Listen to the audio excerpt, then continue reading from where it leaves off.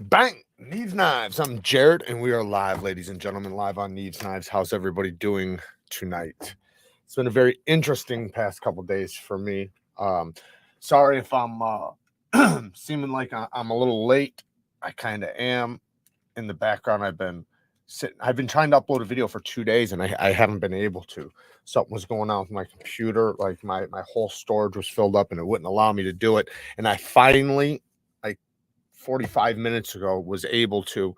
So I finally got a video uploaded, and I've been sitting here just pressed for time. I literally, right before I hit live, I was putting in my last link for a video I would love to upload right now, but it's like I'm going live, so I don't want to ruin like its chances in the algorithm by uploading it right at the same time I'm doing the live. But regardless, it's just the name of the game. So here we are, busting ass as usual. But I'm hesitant on whether or not I should upload it after this because it'll be kind of so late. You know, we usually end this about 9:30. So about 9:30. So I don't want to upload something too late. You know, for me personally, with my videos, they do best between like 3:30 and like 6:30. So but that's not gonna be the same for everybody. So if anybody else has a channel, you can look at, like, my algorithm doesn't tell me that. For some reason, my algorithm always tells me noon is the best time, but I think that's because at noon more people are watching my channel, but that doesn't mean that if I upload a video that more people are gonna click on the new video. So and I noticed for me that that's when it's best, but not that that matters or anything. I picked up the Sen Cut Atrium, I think that's the name, on your recommendation. Love it. Hell yeah. The atrium, which atrium? I think you're probably pronouncing it wrong, or I'm pronouncing it wrong. I can't, let me look it up really quick. What'd you say it was? The Senka atrium. At least I'll be able to find something. Actium. Oh, you're talking about the Actium. Yes. The Act, dude. Such a good knife. That is like one of the better budget knives, like especially for the price category. When it first dropped, it was only like $35. I think now it's up to like 40 something dollars, but it doesn't matter. Like, that's still like, there's like probably 7 knives in the under $50 range that are just like no brainers, and that's definitely one of them. I mean, think about it. There's knives that are 5 times the price that don't have that cutting geometry, that nice broad hollow grind, the good sharpening tool and plunge grinds, the hardware. It has T8 hardware all the way around, the action, multiple forms of deployment. I mean, everything you kind of want into a modern day good work knife, that knife has. Elias says, "Oh man, I knew I was saving this sick joint from my B-day, and now Neves, what a treat. Happy birthday, brother. Happy birthday. Enjoy. Stab that like button. Yes, please stab the like button. Hopefully it gets stuck. Every time you watch, it just automatically likes. So I wrote down Q&A because I didn't, like I said, you know, I've been busting ass trying to even make it to this, you know, because of like everything going wrong. So, you know, if you notice, I haven't uploaded in like 2 days. So it's been very frustrating. So, so I didn't have anything planned for this. Like, I have a ton of videos planned for filming and everything. But what happened was it kind of put me in a standstill because it doesn't matter what I film if I can't upload it. Right. So, pretty frustrating. So I've been focusing a lot of attention on that, but now luckily we finally got it figured out. So, but I figured I'd just turn this into a Q&A so we could talk steels, knives, whatever. You know, just keep it nice and relaxed, I guess. Normally I like to write down different things to go and look at and check out and things I want to talk about, but I don't have nothing on the list. For story time, I'll wing it, so we'll be all right. I do have a bunch of new fragrances. One I want to talk about. I got, I think, 6 new fragrances. They're all testers, and there's 2 in particular that stand out that I'm willing to talk about, that I'd love to talk about, that are really good. Shout out to Alcord. She was one of the Patreon winners this month. So shout out to her. Her and her husband. We're actually gonna send her husband a knife as well. Might as well send them both a knife. They've been awesome supporters and have been awesome to the community. So might as well treat them nice. And we sometimes do that, when people win things, on the giveaways and stuff, sometimes we'll throw in some extra stuff. Or even like if they win something and they're like, hey, I've already got that knife, that's fine. I'll just give you something different. So, and I've always said that, like, if you already have the knife you won and you don't want that knife, just tell me. I'll give you something of equal or better value. Jay, is there one thing we can do that helps you out with YouTube besides like comments are huge? The biggest thing is going to be the like button, and then there's two other things. One, you can share. Like if you share the content, by like, I don't know, posting it on your Instagram, things like that. You can share it with people that are like-minded. But one of the best things to do, I mean, if you really, really want to support, there's donation boxes where you can donate. And I'm not sure if that helps me in the algorithm at all. Like if YouTube looks at it like, okay, he has a lot of supporters, enough that they are willing to throw him a couple bones in a video, because you can do it in regular videos. You don't have to do it in live. You can literally watch a video right now and they'll have like a little thing underneath the screen. You'll see like a little spot where it's like a money sign. You can click it and you can donate a few bucks to that video. But yeah, that's the biggest thing, man. And obviously, we have Patreon and the memberships. So and I do appreciate all the support. I can't tell you guys how much I appreciate the support. Cologne, I need some new stuff. Good stuff. Yeah, I got a couple bangers for you. Especially with this one, man.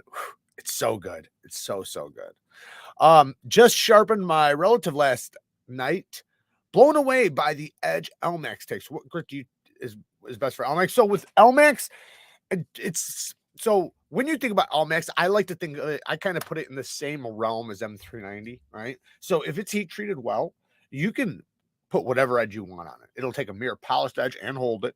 It'll take and hold a mirror polished edge. It'll also take and hold a medium grit edge just fine. So I wouldn't go super duper coarse, but you can do a nice coarse edge, say 400 grit and up, so and that's the same way it is with M390 and 20CV. Now, the problem with M390 and 20CV is where you're more likely to see that steel not heat treated as well, right? So M390 was made for the plastics industry, if you guys didn't know. So it was made for the plastics industry to cut plastic, right? And it wasn't, it was made to be obviously a high edge retention cutting blade, but it was never really designed and made for large batch production knives, where it's being done mass produced. It's just impossible to really, hone down the perfect heat treatment. I'm not saying there aren't companies that are doing it really well, because there are. Absolutely there are. I can name a bunch of them that are doing a really good job with it. But a lot of times you're going to see where they run it a little bit on the softer side, or maybe just don't do it as well, even if it is a little bit on the harder side. So in that case, I like to go medium grit with M390 and 20CV. But if it's good, then you could take it all the way up to 5K, 10K grit. I mean, I usually don't like to go over 5K personally, because once you start getting too high up there, you're making your microscopic serration so small. And that's why some people they'll ask me like, hey, I finished sharpening and I stropped, and it seems like my knife got duller after I stropped. And the reason why is because it's called overstropping. So your grit, your teeth at your apex was already so fine. You should have only hit it a couple times on the strop, just enough to remove any type of micro fragments that were in the apex. So just to make them clean, but not enough.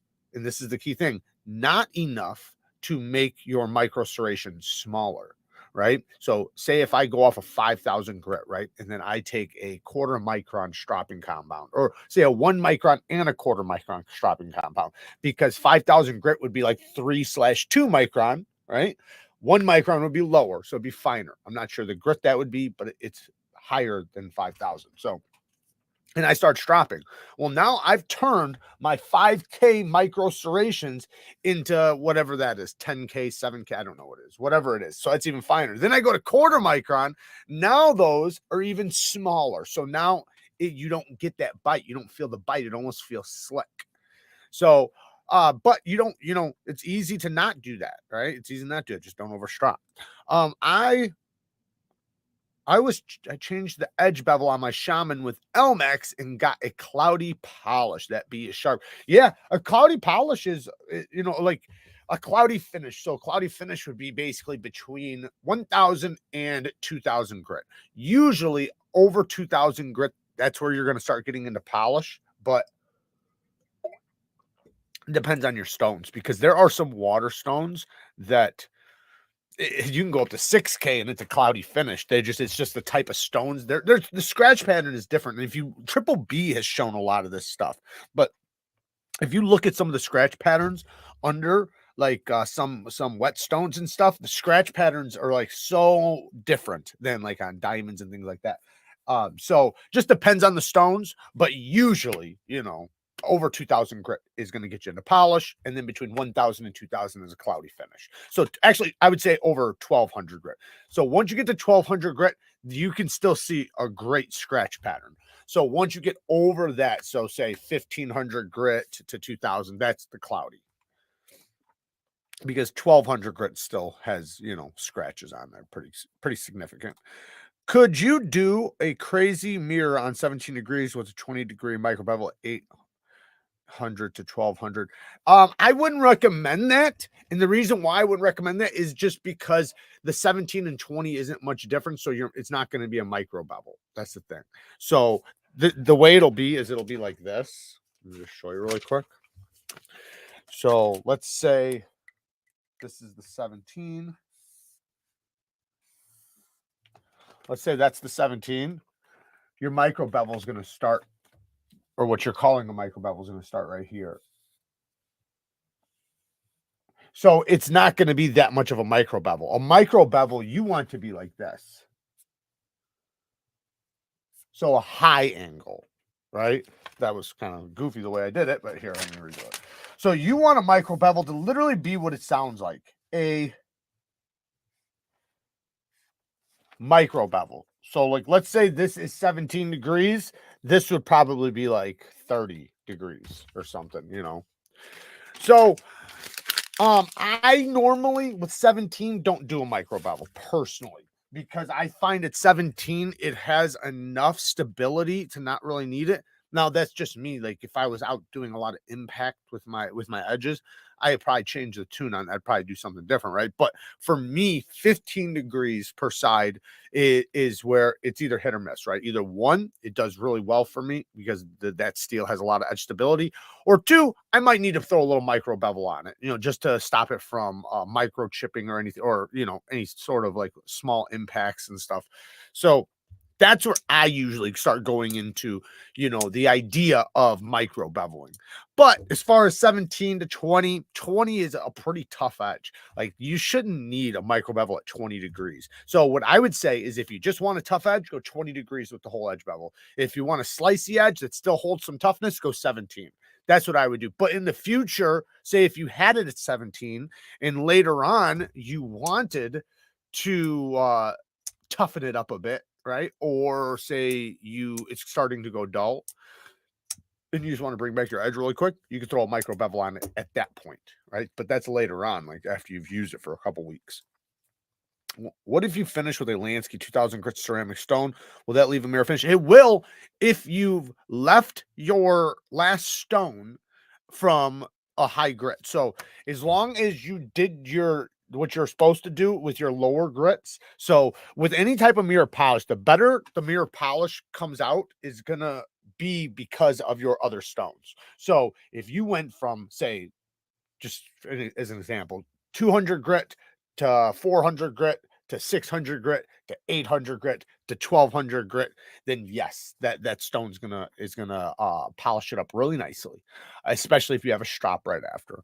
But if you go 300 grit, 1,200 grit, then no, it's not gonna, because the 1,000 grit or 1,200 grit's not gonna get out the scratches from the 300 grit. So you need the stones to be somewhat close throughout the coarseness so that the coarse scratches get removed as much as possible by the time you get to 1200 grit, because once you get over 1200 grit, those are going to be the types of scratches that have the ability to be removed pretty easily. And that's what you got to think about. You got to understand that it's about the scratch depthness, like how deep those scratches are. So, you know, you need your scratches to be very surface level to start mirror polishing. But yes, 2000 grit ceramic will do a polish just fine. Just make sure you go through all your stones and spend enough time on all your stones. What was my favorite knife from Blade Show? I'll tell you what, man, the Gunslinger is definitely a heavy hitter from Blade Show. What was another one? I did like the new mini micro Jimbo. That was dope. What else did I really, really like? There's some things that, like, I can't remember the name of because they're like just like one-off custom type knives that are just fucking mind-blowing, but they're not something I can afford or get, and most people can't either. So, you know, aside from those, yeah, it was probably the Gunslinger, and then what else? Man, I'm trying to think. There was one other one I can't remember right now for some reason. I don't know. I can't remember, but yeah, that one was really good. What the fuck? I know I did a video on it, so I did best of Blade shows and stuff. Oh no, I do remember now.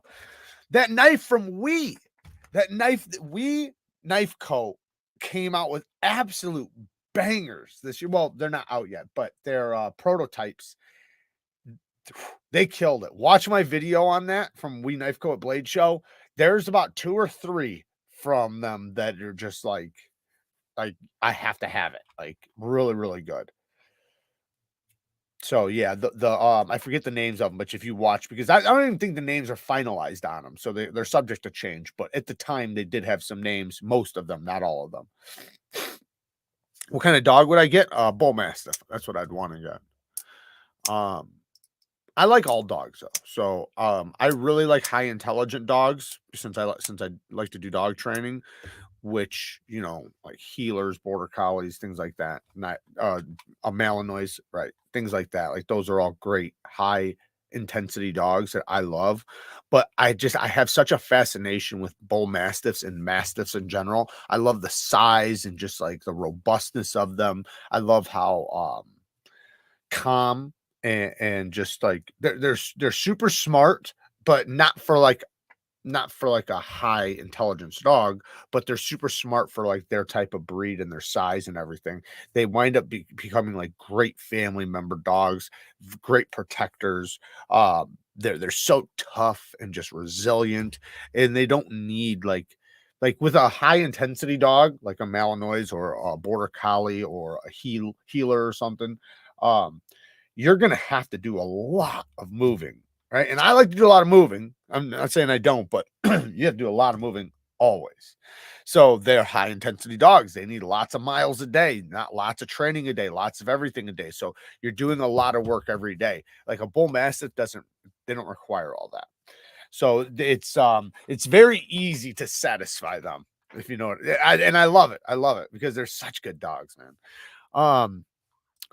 I'm a steal the CC I gave to my wife back off her. She's gonna be pissed. You showed some cool Reich protos. Yeah, I actually have a bunch of them. Yeah, those were really cool. They had a couple that stand out. I'm hoping, because Reich has the potential up here, right? This is them. They have potential all the way up here, and this is like the top, right? But then a lot of their knives, they come out are down here, right? And I don't mean no disrespect when I say that, because I know their potential is up here, right?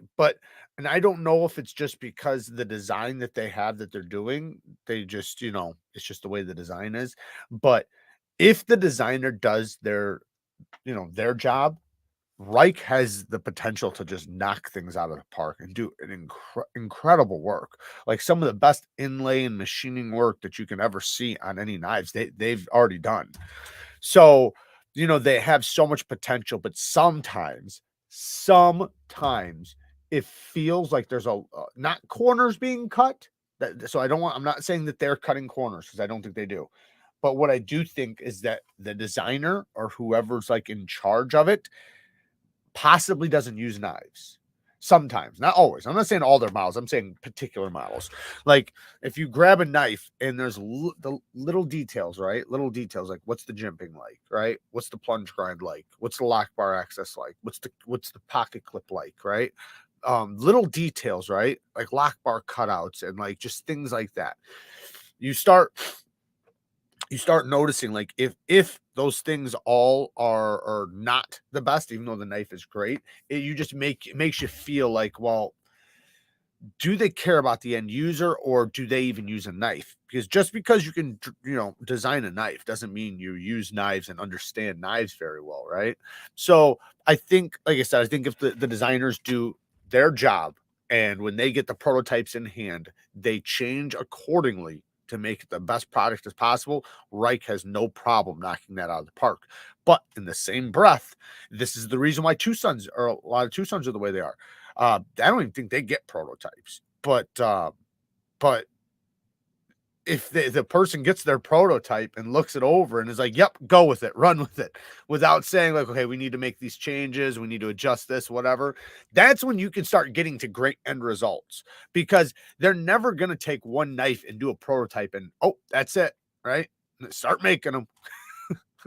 And we've seen in the past how that goes wrong. Can't tell you how many times I've tried to wipe my screen off thinking I had some dirt on it, but it's actually just the 2 black dots in the background.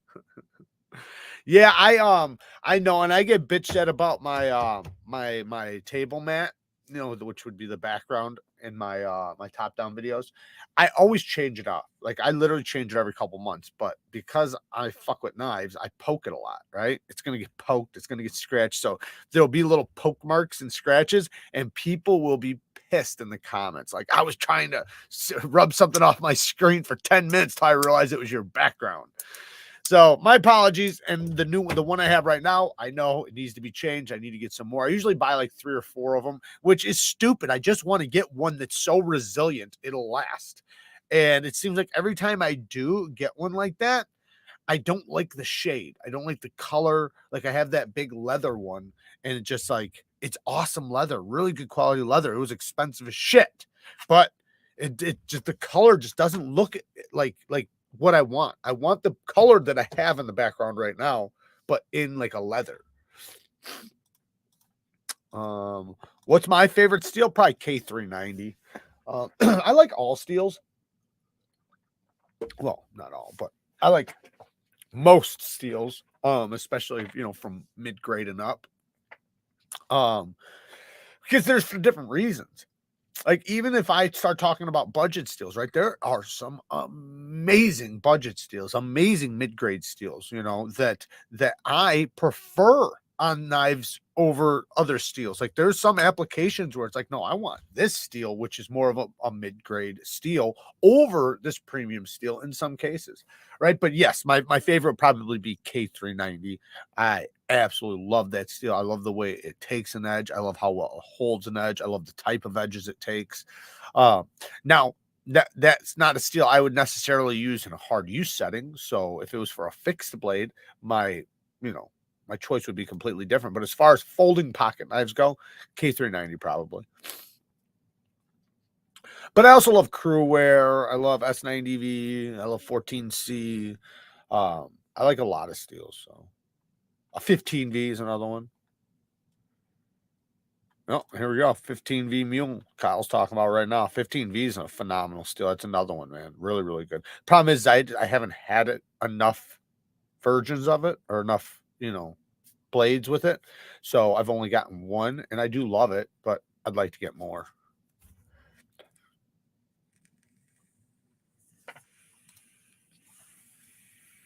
Lay your background down and then cover it with clear glass. I can't do that because I'm dealing with knives. So like I need something silent, because otherwise when I go to drop it, it'll tap, it'll scratch, you know, like glass will scratch your knives, especially like, or your edges and things. Because remember, I go like this with my edges across my mat sometimes to show like utility cuts.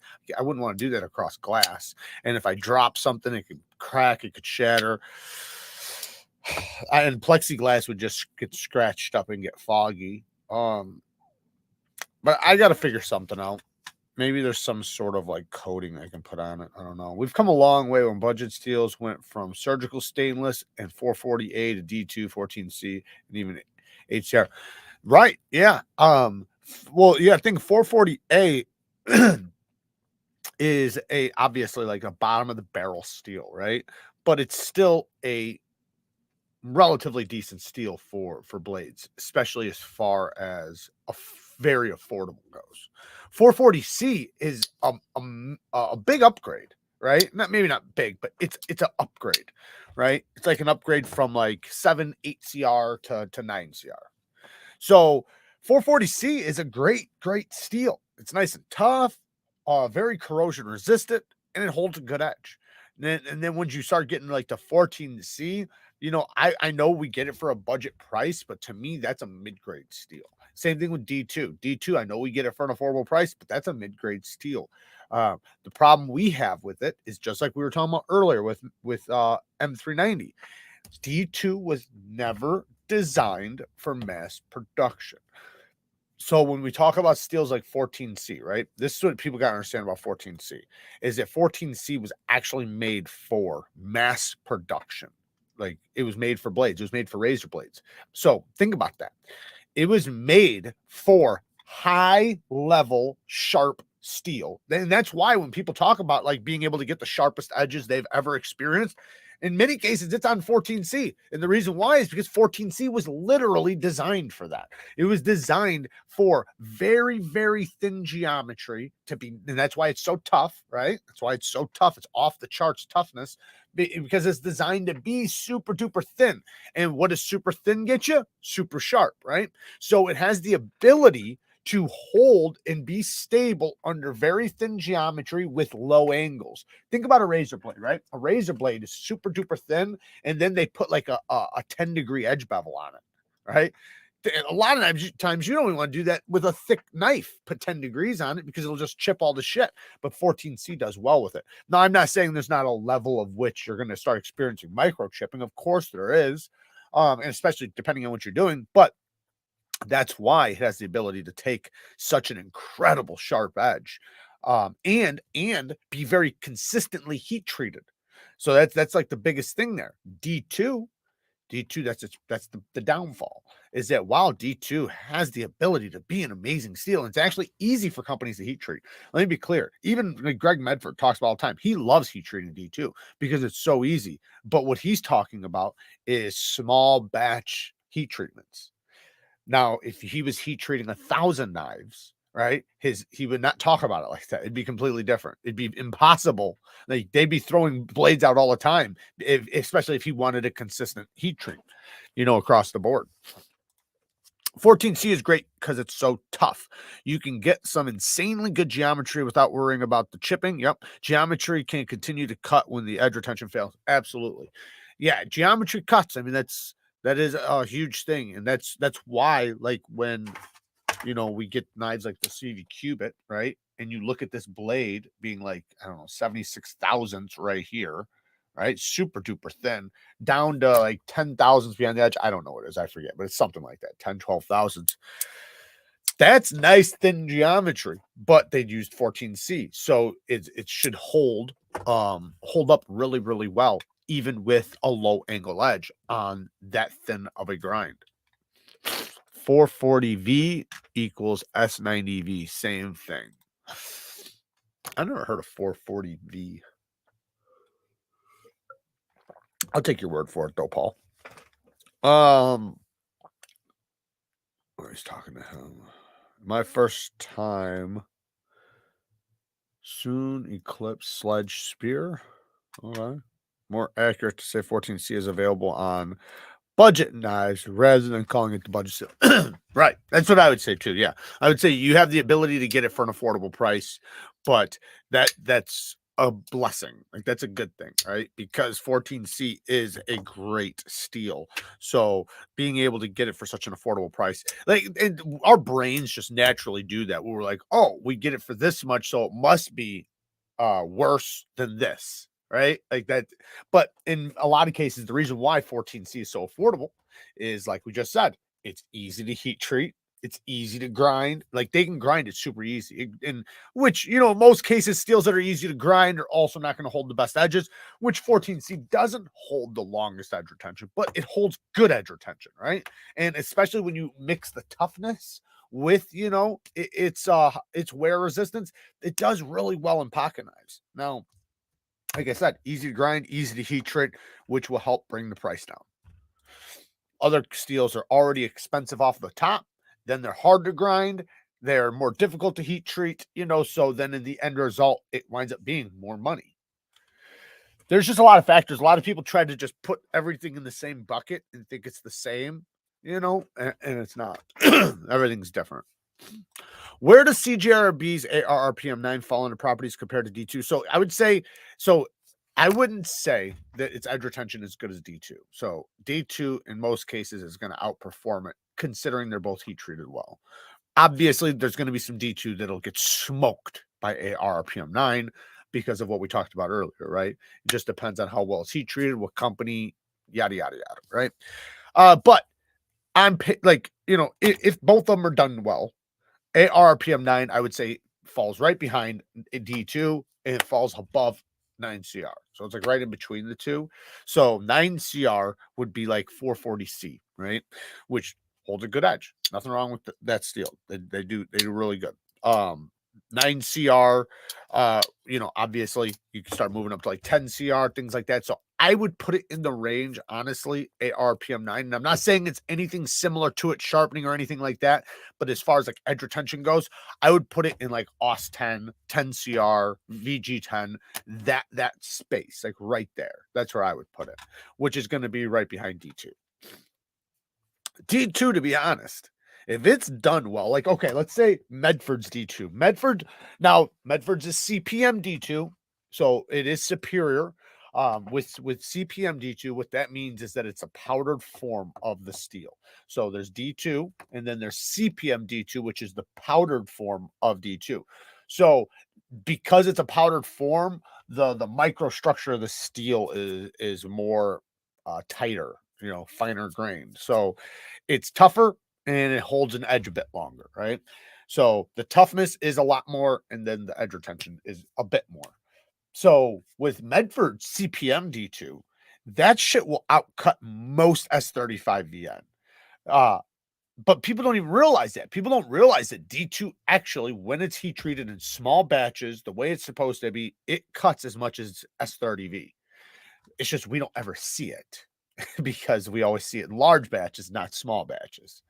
So, but it depends on the company. And that's why, like, when people were pissed about Medford using D2, they were comparing it to these budget knives that are using D2.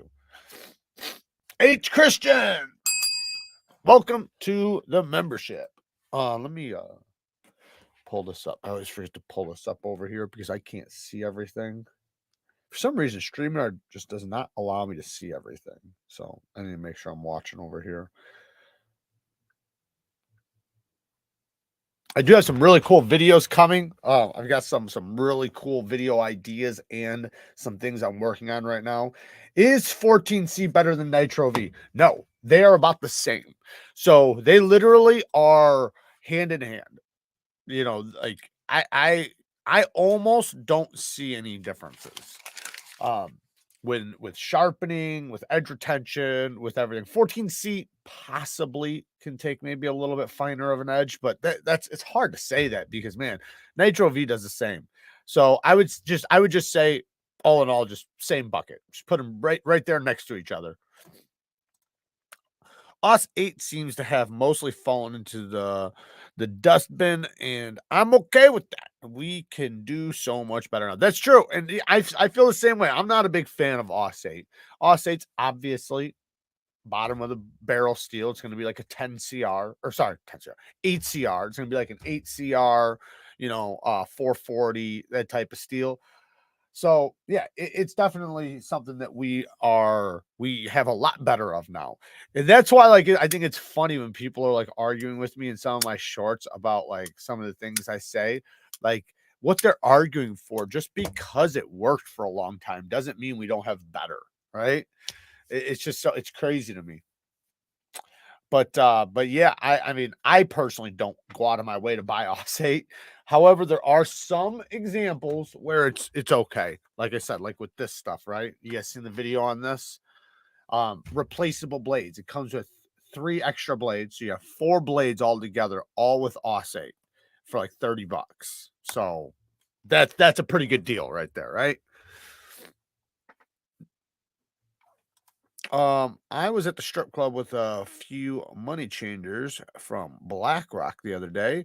They thought I was a total weirdo when I asked if the girls could dance to this track of Neeves talking about steals. That's hilarious. That is so funny. I'm cutting taters with my OKC USA 14C paring knife while listening to you, dude. Hell yeah. Very cool. Very, very cool. Yeah, I need to get me a paring knife in 14C or AEBL. What's up, Jim Q? Got a good deal on a Mannix too. And the first step down spring makes a huge difference. I can operate the lock with just my thumb or just my index finger. Very cool. Oh yeah, yeah, dude. You already know how I feel about the Mannix. It's the shit. But yeah, you can use it definitely with one finger. And because of the type of spring it is, you're not hurting anything by doing that. Like they recommend, like with Benchmades, especially with Benchmades, do I have one right here? I do not, but I have this. To not do one finger when pulling down the bar, to use both sides, right? They just say it's better for the bar because otherwise you're kind of wearing out one omega spring over the other, right? So it's better to just do 2 fingers. Well, with a Mannix, it doesn't matter. It's the same spring, right? There's not 2 springs, it's just 1 spring and it's a cage. So when you're pulling down on it, it's not tilting, right? Because the bar on an axis lock, when you pull down one side, it goes like this and then pulls this one down. With a Mannix, it's a ball inside of a cage, so it just pulls down all at once. I've never had my hands on Nitro V. I was going to get one of the Veronas in it, but they switched. What do you mean they switched? I thought they still had it at 14C. The Valona from Migron, the Migron Valonas. So regardless, wait, they're in 14C. So you want Nitro V. Dummy. But there's so much Nitro V out there right now from Civivi. Just go with Civivi. Civivi's doing a good job with it. First of all, a really good job with it. And they do good geometry. It's thin behind the edge. Literally everything you would want in that steel, Civivi is doing for you. So I would recommend getting it from them, James. 14C is slightly tougher than Nitro V and maybe slightly more corrosion resistant. Yeah, but you're never going to notice it. Which is more of a slicer, S35 or Magna Cut? What do you mean a slicer? So I don't know what you mean by slicer. If you mean like which one holds an edge better, Magna Cut's going to hold an edge over S35. Magna Cut's also going to be far more corrosion resistant and tougher. So Magna Cut's superior to S35 in every way. But, some people could argue like certain things like ease of sharpening and stuff like that. But for the most part, like some steels are just going to dominate other steels in every way. You don't really have an argument for why this would be better, unless if you're going to argue that it's easier to sharpen in the field. Well, let's be clear, Magna Cut's not hard to sharpen in the field. So obviously you want to use the right stones, but you could totally get by and get it sharp on any stone out in the field with Magna Cut, just like S35. That's what S35 was kind of built for. It was built to be like a high edge retention steel as much as possible and still be able to sharpen it in the field. So that's the one argument you could say, though, with a lesser steel is that, like, maybe you want a steel that's super easy to sharpen in the field because no matter what, it's going to go dull whatever you're doing out in the field, and you want to be able to sharpen it up. But other than that, some steels are just superior when you're talking about toughness, edge retention, and corrosion resistance. Best place to get scales is Goat Scales. Yeah, it's my favorite place right now, especially because I have an affiliate link with them. But no, I also, and jokes aside, like, aside from me having an affiliate link with them, they are the most consistent I've seen as far as scales go. Now, I haven't had dozens of them, right? But from the ones I've had, every single one, and listen, I've had just one company's scales before, and they were shit. So seeing that I've had a few of their scales, every time I put them on, they fit perfectly. The tolerances feel even tighter and stronger than the original scales. Like, in some cases when I get scales, you almost feel like yeah, it looks cooler, but it doesn't fit as good as the original scales. It has a little bit of play. Maybe it's a bitch to get on, and it just, you kind of get like a weird feeling, like, unless if it goes fucking perfect. You get that feeling like where it's like, I don't know if this, like, yeah, it looks cool, but you almost feel bad even like having it on there, because like my 940 with the titanium, those are Flytanium. They suck. They suck. They don't fit well. They have play, and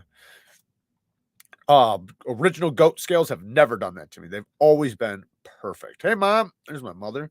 Hello, son. Hope you are doing great. And hi, everyone. Hope you are also doing well. Thank you for coming in, Mom. Papa Pita, I haven't seen you in a while. Let me scroll down. I guess I am kind of backed up. Have you ever sharpened tungsten? I heard it is difficult. Have I sharpened tungsten? I think I have. I think the thing with it is you wanna sharpen it with fine grit, not low grit.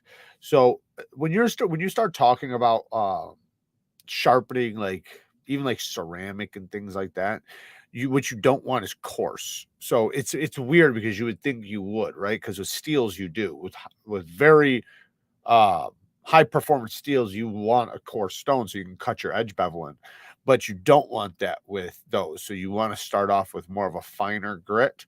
Not saying so fine that it's not going to do anything, but fine enough to where it's not going to chip, and then gradually move your way up. Also, belts are usually a lot easier with those. Using belts, like a belt sharpener, that's usually the best way. Thank you, Todd. There is my original Goat link and discount code. And if anybody wants some original Goat scales, they do have scales for a bunch of Spydercos, cold steel knives. They recently got the 8015 scales and the 8010 scales. Think about that, man. Aluminum and titanium. Can you imagine? I mean, I want to get another I want to get another one just because I want to get their titanium scales. Think about like how tough that is. Like, I don't know if it would increase the lock strength at all, but damn it, it would feel more solid for sure. Mine were good, but I believe you. Yeah, Jason, I need to try those. I think the only time I've tried those was on other people's stuff, but never my own. So, I've gotten to like hold, some on a knife, but I've never like installed them or anything like that. But I've heard though across the board that a lot of people like the aught scales. So I definitely want to try them. Oh, Mom, that's true. She does love me more. And thank you, James. I do appreciate it. That's what I tell my dad all the time. What's up, Will? How you doing, man? Asher Slasher says, does Goat Skills have any Griptilian scales? They have the RSKMK ones, but they don't have. I know. I want them to get the Griptilian scales. I'm gonna try to talk them into that, but they do have the RSKMK one from Hogue, which is like the Griptilian.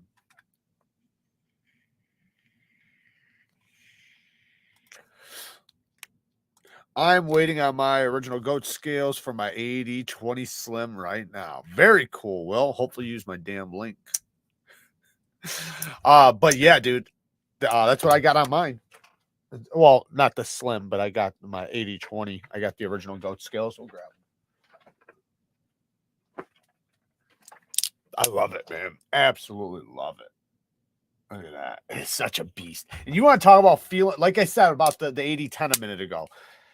Holy shit, does this thing feel even tougher? And this is a knife that already feels indestructible, right? This knife feels so indestructible, but then you throw on some linerless titanium USA made scales. Whoo! Listen to this lock. And there is no movement in this thing. This thing is a damn vault. I love it. Yeah, I really appreciate lockup that is vault-like. That's why, you know, certain locks like the triad lock, some compression locks, things like that, you can really appreciate like how, you know, tight they feel. Not like tight like as an action, but when they're locked up. Any tips on sharpening katanas? I would recommend you honestly, like I want to recommend using a stone because I know that that is the history's way of doing it. And I do believe that with enough experience, you could get the best quality edges that way. However, that to me takes a long time of practice to sharpen a katana, like especially a big one, right? Like if they're short katanas, then yeah, you could use stones. But honestly, I would recommend just using a belt. Get the work sharp belt grinder, something like that. You'll be able to do it fast and nice too. It'll come out really good. Practice on other things first before you practice on an expensive katana. But another thing that's even more importantly is it will give you the exact edge you want because the work sharp belt grinder, the work sharp Ken Onion belt sharpener with the belt grinder attachment does convex edges and perfect convex edges. Perfect. So since it does perfect convex edges, that's what you want on a katana. You don't want a V grind. You want to because you want the toughness with the highest amount of sharpness with the most amount of toughness, right? That's what you want from a katana. So the belt sharpened edge is going to give you that rounded edge to the apex that's going to make it nice and sharp, but also stay nice and tough. Now you could do that. You could do that with a with stones, right? Because most people do convex their edges, but it's not going to be as perfect, right? Because that the belt is set up to do the same degree all the way across. And if you are able to do it perfectly on stones, you've had a lot of years of practice. So use the belt. That's the way I'd recommend it. Well, Mom, I hope you're not getting arrested. What do you mean we can get you arrested? Yes, it was a great baby. Oh, thank you, Mom. Have you reviewed the Cybertrix yet? No, but I seen it at Blade Show. I if you watch my Blade Show thing, I do flip it open. Mike Emler did not give it a good review. He was like pretty hard on it. When I seen it, I wasn't like it didn't like piss me off as much as it did him, but I also didn't take it home. So I only got to experience it at the show. And from what I've seen, it was pretty cool. It looks cool. It's definitely got a unique look. It's definitely different. So right there, those are already two things I can appreciate. Now, as far as being a good knife, you know, it depends on what you need a knife for, right? Because I can grab a bunch of knives right now that I wouldn't recommend as like a tool, like to go out and work with. But as far as just lightweight EDC goes, if you're just taking it out of your pocket, making a cut and putting it back, you don't need that anyways, right? So, but it seemed pretty cool. I have the RSK Mini. I was gonna get the goat scales, but I changed my mind because the RSK I got has the red GMAS. The red G-Mascus or whatever the fuck it's called. You're talking about that red and black G10. Is that what you're talking about? I'm guessing that's what you're talking about. They have other types of scales too from Original Goat, not just aluminum and titanium. They also have different kinds of G10s and they got Cerakotes coatings that look really cool. They got glow in the dark shit. Or black light stuff. They have tons of really cool stuff. What was the most popular booth at Blade Show? The Wii booth. And the reason why, well, no, you know what? So yes, I would say the first day, the most popular is always going to be one of the four. Like it's going to be Oz, um, Koenig, um, Microtech, if they drop something new, but if not, then Demco, things like that right off the bat. But as far as the whole time, all 3 days go, it was probably Louise booth. And the reason why is we had the biggest booth because they have the most knives. They do OEM work for so many companies. And then aside from that, they also have all their own stuff. So they have hundreds of knives, right? Most companies can't, they don't have as many knives. So they have so many that they need a big ass booth. So like some tables will be, I guess you could say one section, right? Well, theirs would be the equivalent of like 10 sections put together, so maybe even more. Like it's big, like they have a big ass booth. It wraps all the way around, like in the center of the place. So not only is it like the biggest, but it's also like since it's in the center, like it's in a perfect spot. So they have everything going for them basically with their booth. But they also had some of the best knives, Strider sure was popular. I didn't see, or maybe I did see it. I don't remember. Man, it's hard to see everything. It's so difficult. Microtech had the most traffic at Blade Show. They were blowing up. So they had the most traffic when I was in Texas, but in Atlanta, I didn't think that maybe the first day, like I said, because of the MSI and stuff. But yeah, once after the first day goes by, though, then the second and third day, there's a consistency that happens around some booths over others.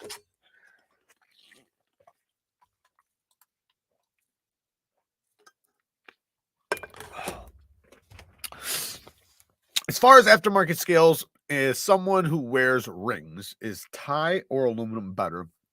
I know brass and copper would scratch really easily. So the thing is if you have a blasted finish, think Chris Reeve knives, and what I mean by blasted is like this, I guess like this, where it's like almost, nah, that was stone washed, but here's blasted. Sorry. So like this, the blasted finish, where it's almost like sandpapery when you touch it, that will snail trail a little bit from rings. But once you've kind of handled it so much, they kind of all just blend in. Like when you put one little scratch on the surface of this, it's going to stand out, right? But you put 100 of them, it's just going to blend in.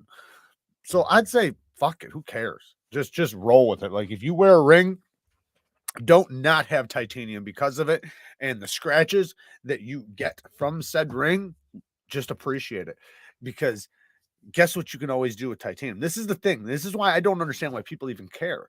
Like if you have titanium, who cares if you scratch it? You could send it in and get it reblasted for like $60, maybe even cheaper, maybe like 20, $30. Just send the scales in, they'll just blast it really quick and it'll be a brand new scale. Right. So you can re-anodize it. You can get it, you can get anything done to it at any time. Even if it's old, it doesn't matter. So because of that, just enjoy it. Enjoy it. And then in the end, if you wind up coming to some conclusion that you want to sell it or you want it to be brand new again, send it in to get it redone. It'd be very easy. Good night, Mom. I love you. Thank you for coming in. Love you always. It's still, I couldn't believe what people will pay for one. I don't think they are worth aftermarket exorbitant money and Strider, but they are one of the nicest at retail. If you're talking about Strider, I don't get it because I think it's our fault. It's 100% our fault. Like if people bitch about Strider, like, oh man, Strider's this, Strider's that, Strider sucks, Strider's fit and finish sucks. Why do people pay that price? It's your fault. Maybe not you particular, but us. It's our fault because people line up to get them. And why would they, if they're backed up so much that it's difficult for them to ever have anything on the shelf, why would they ever try to improve anything? And I'm not saying they haven't improved a little bit here and there, and they probably have. I don't have enough Striders to really know, and I don't handle enough of them every year to know. Not that I wouldn't want to, I totally would, but I've held enough to know that they are rough. Well, some of them are really good. I've handled some that are like just so good, and it makes me want one so bad because they're that damn good. Then I've held some that have some of the worst lock stick ever, and I'm talking about like psychotic lock stick. Like you need a pry bar with your knife just to unlock it. Fuck that. Like that's so stupid. And I've had more of those in hand than the good ones.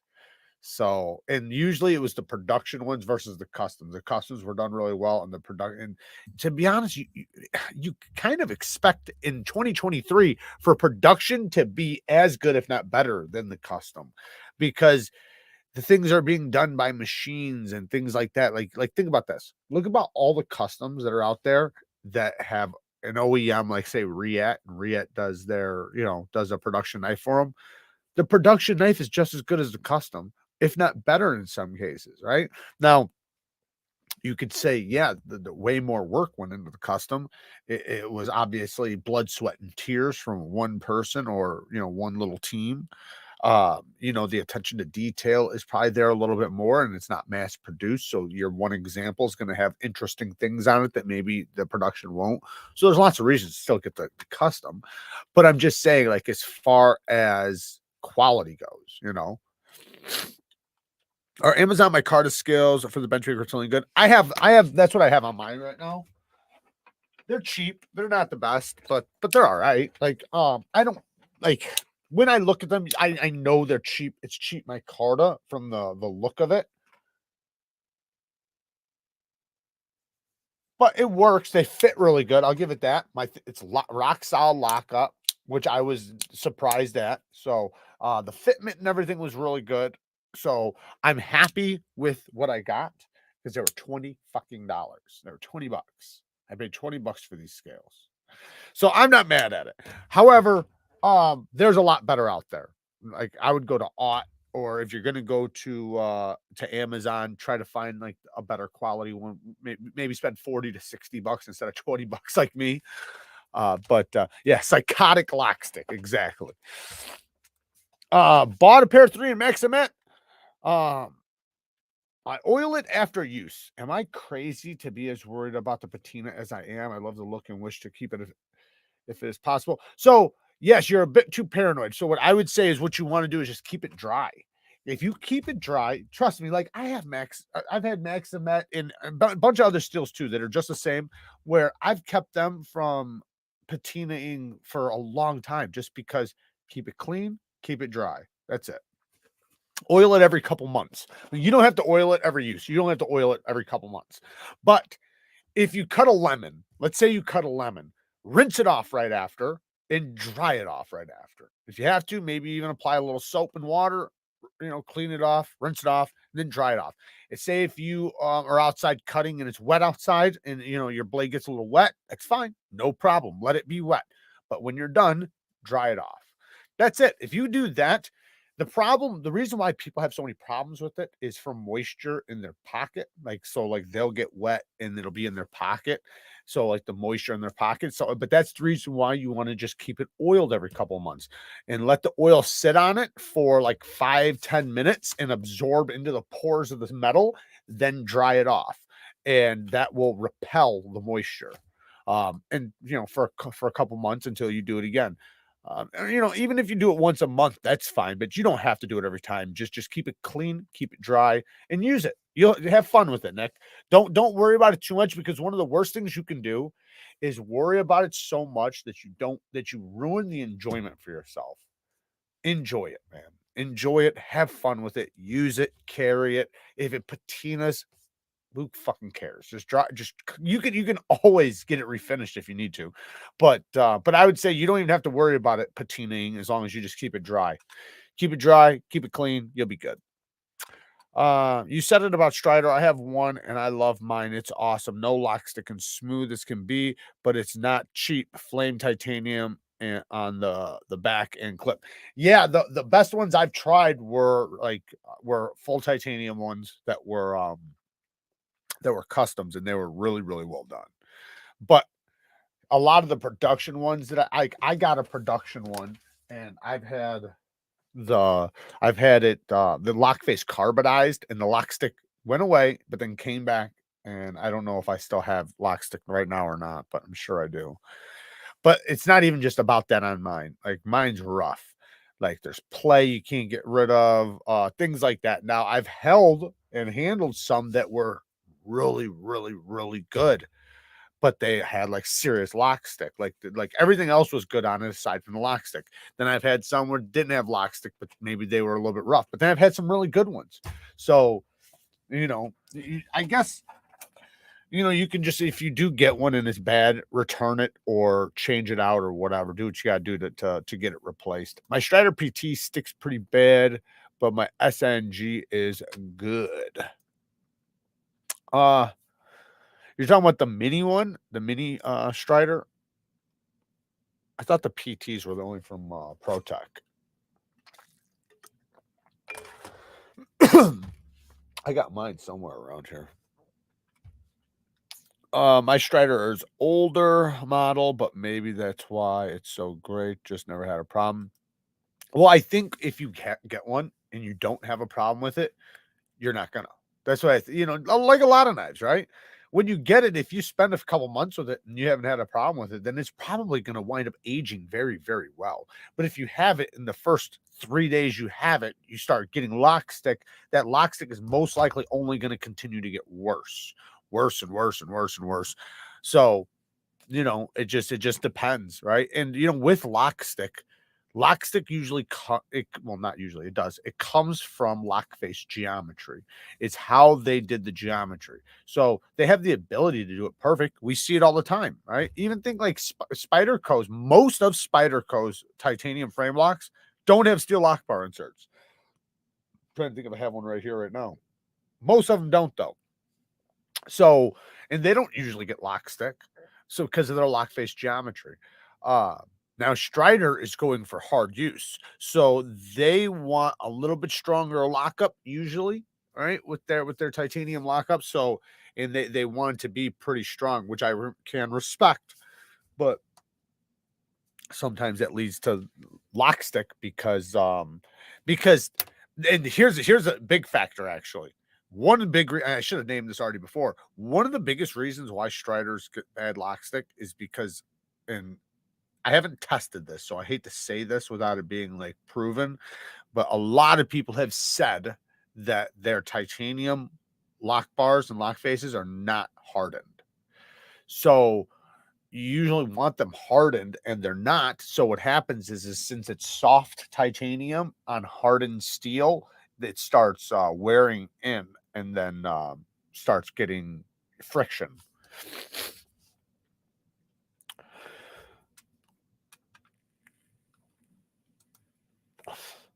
After my acid sweet experience with D2 and summer heat, I use some corrosion inhibitor on any blade that is not very corrosion resistant stainless steel once a week. Yeah, I mean, if that's how often you want to do it, I don't do it that often, but I can understand why you would. Like, it just depends on you, your environment, and obviously, if you're doing certain things, like say if you're always by salt water, yeah, you're gonna want to oil it probably once a week at least, right? But it just depends. Like you got to know that about yourself. So yeah, let me take that back. If you're in certain environments and you're doing certain things, then yes, oil it once a week. Keep it dry, keep it clean, you'll be good. But if you're in certain environments, you don't need to do that. Once a week. You can do it once a month, once every 2 months. It just depends on you, your environment, and your habits. But don't let it scare you from using it. All right. Don't let it scare you from taking it out of your pocket and putting it through a lot of shit. Because that in the end, when you look back, like when you start like saying 5 years, right? You look back at the knives that you really love, it's going to be based on the one that you carried and used the most. That's the one you're going to really have a passion for because it's been there by your side. right? So you want to have that that time and experience with it, right? Otherwise, what happens is you like the knife, but it's you just don't have as much appreciation for it because you didn't use it as much. And the knives that hold up after use is the ones you really love. Christian, thank you for the man. Thank you guys for donations, man. I do appreciate it. Have you had a chance to check out the upcoming Civivi Vision? Looks pretty interesting. So I did do a video on it at Blade Show, so you can watch my first impressions of it on Blade Show. Yes, I do think it's awesome. I think it's even better than the Wii version. I'm hoping I get it before it drops. I'm not sure when it drops. I'm not even sure if they're going to send it or not, but I'm hoping they do. It's definitely one I want in the collection because, like I said, it's even better than the Wii version. Obviously, the Wii has better materials, but as far as the lock, the clip, the action, like because it has thumb studs, everything's better. Had lock stick on my new microburst after a cleaning and 100 openings, it's gone. That can happen with a lot of knives, and that's usually what I'd recommend. Like if you ever have lock stick on just about anything, button locks, liner locks, whatever, clean your lock face. That's the first thing. Because a lot of times it's wet or there's oil on it or something like that, and it's creating the lock stick. So yeah, obviously, or not obviously, you should try to clean it first. Make sure it's dry. Make sure it's clean. Things like that. Make sure it's also oiled without oil getting on your lock face as much as possible. But then there's just some that there's no way around. Like it's gonna get it. And the more you open and close it, the worse it's going to get, right? But then there's some times where the more you open and close it, the better it gets. So a lot of lock stick breaks in. Most lock stick breaks in. Most of it does break in. Most of it does go away. But then there's those some that it's like it just gets worse and worse and worse and worse. And what you have to do is you have to regrind your lock face. So, and I'm not saying you have to like grind it way down. You can usually just take a 300 grit sandpaper and open it up, get your lock face, and just give it a good scrubbing. And what it'll do is it'll knock down the microscopic burr that's on your lock face. Because that's usually what it is. It's usually the lock face has like something like poking up and it's like catching as the other parts going over it. So you can grind that down, flatten it out, make sure it's nice and clean, and then put it back together. And in a lot of cases, it'll go away. What do you think of the more premium crispy donut community knives? I pre-ordered a Chicago with the pink and blue sprinkles. That's what I got last night. And after consuming several beers, I'm hoping I didn't screw up. No, it's a good knife. I got one. It's a super. I mean, I'm in the Chicago area, so like I obviously needed to have one. But no, they're solid. They're good knives, good quality, good action, good everything. I really don't have much complaints. Like the only little complaints I have, like especially with the Chicago, is it could have a better sharpening tool and plunge grind. That's one thing, and like just little tiny things. But all in all, super solid knife. They did a good job on it. I'm not sure who their OEM is. I might have known when I did the video. I don't remember if I said or not. I do so many videos, I can't remember everything, but whoever's doing is doing a good job. A lot of the Chinese-made knives benefit from a good cleaning because they will often put a little extra oil on them to protect them during shipping. Yes, Jeffrey, yes. When you open up a knife and it's covered and caked in oil, don't get mad for that. Be happy because they do that because they don't know the environments it's going to go through. Remember, like when you're shipping from across the world or to other countries, and from any country, doesn't matter what country it's coming from, when that happens, you don't know the environments that those trucks are going to be going through, the planes, the baggage, the everything. So it's better to just soak them with oil, wrap them up, and then send them, and then let the person that gets it dry it off. That way it can withstand, say, swamp-like areas, salt water, and things like that. The worst thing that could happen is you open, and this has happened to me, where I've opened up my knife and it's rusty. Think about that. Brand fucking new knife, rusty. That's way worse than getting it caked with oil. Todd Carr says, my carbon steel knives, I wipe, then oil them after each use. I keep a smaller container combo of beeswax and mineral oil in my knife sheaths, carbon folders I try not to use in wet environments. So I got, was that camellia oil or whatever from KPL. That stuff's really good. I squirt it on my blades and then I just soak it, like basically rub it all over my blades. And then I wait 5-10 minutes and I dry it off. I can do the same thing with 3-2-1 oil. And then I also have the knife shield. The knife shield you're supposed to leave on, but you don't have to. You could just wipe it off, but that like sticks to the pores and will prevent anything. So you can get the stuff that lasts a long time. Especially, like with that stuff, that knife shield. Does anyone, and it also works really good to remove tape. Spray that knife shield on there and wipe it. It'll remove tape really good. Does anyone have the Benchmade shootout? What's your opinion? So I have a video on it. Um Antimatter, I personally, listen, man, I want to recommend every USA made knife possible. And a lot of people like the shootout. A lot of people do. I have friends that love the shootout. I just wasn't one of them. It felt too cheap to me. It's so lightweight. It's so flimsy, like to me. Like I just didn't like it. It felt like it felt like a toy to me. Um, so light that the scales felt kind of just like FRN plastic. So, but if you're wanting a super lightweight OTF, then go for it.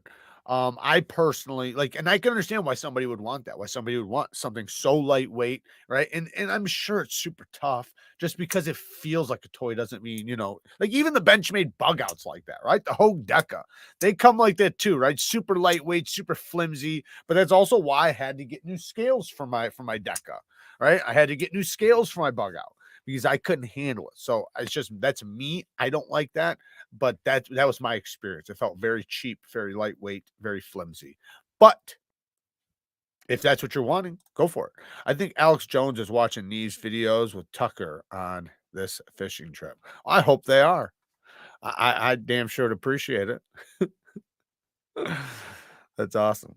That'd be awesome if they did.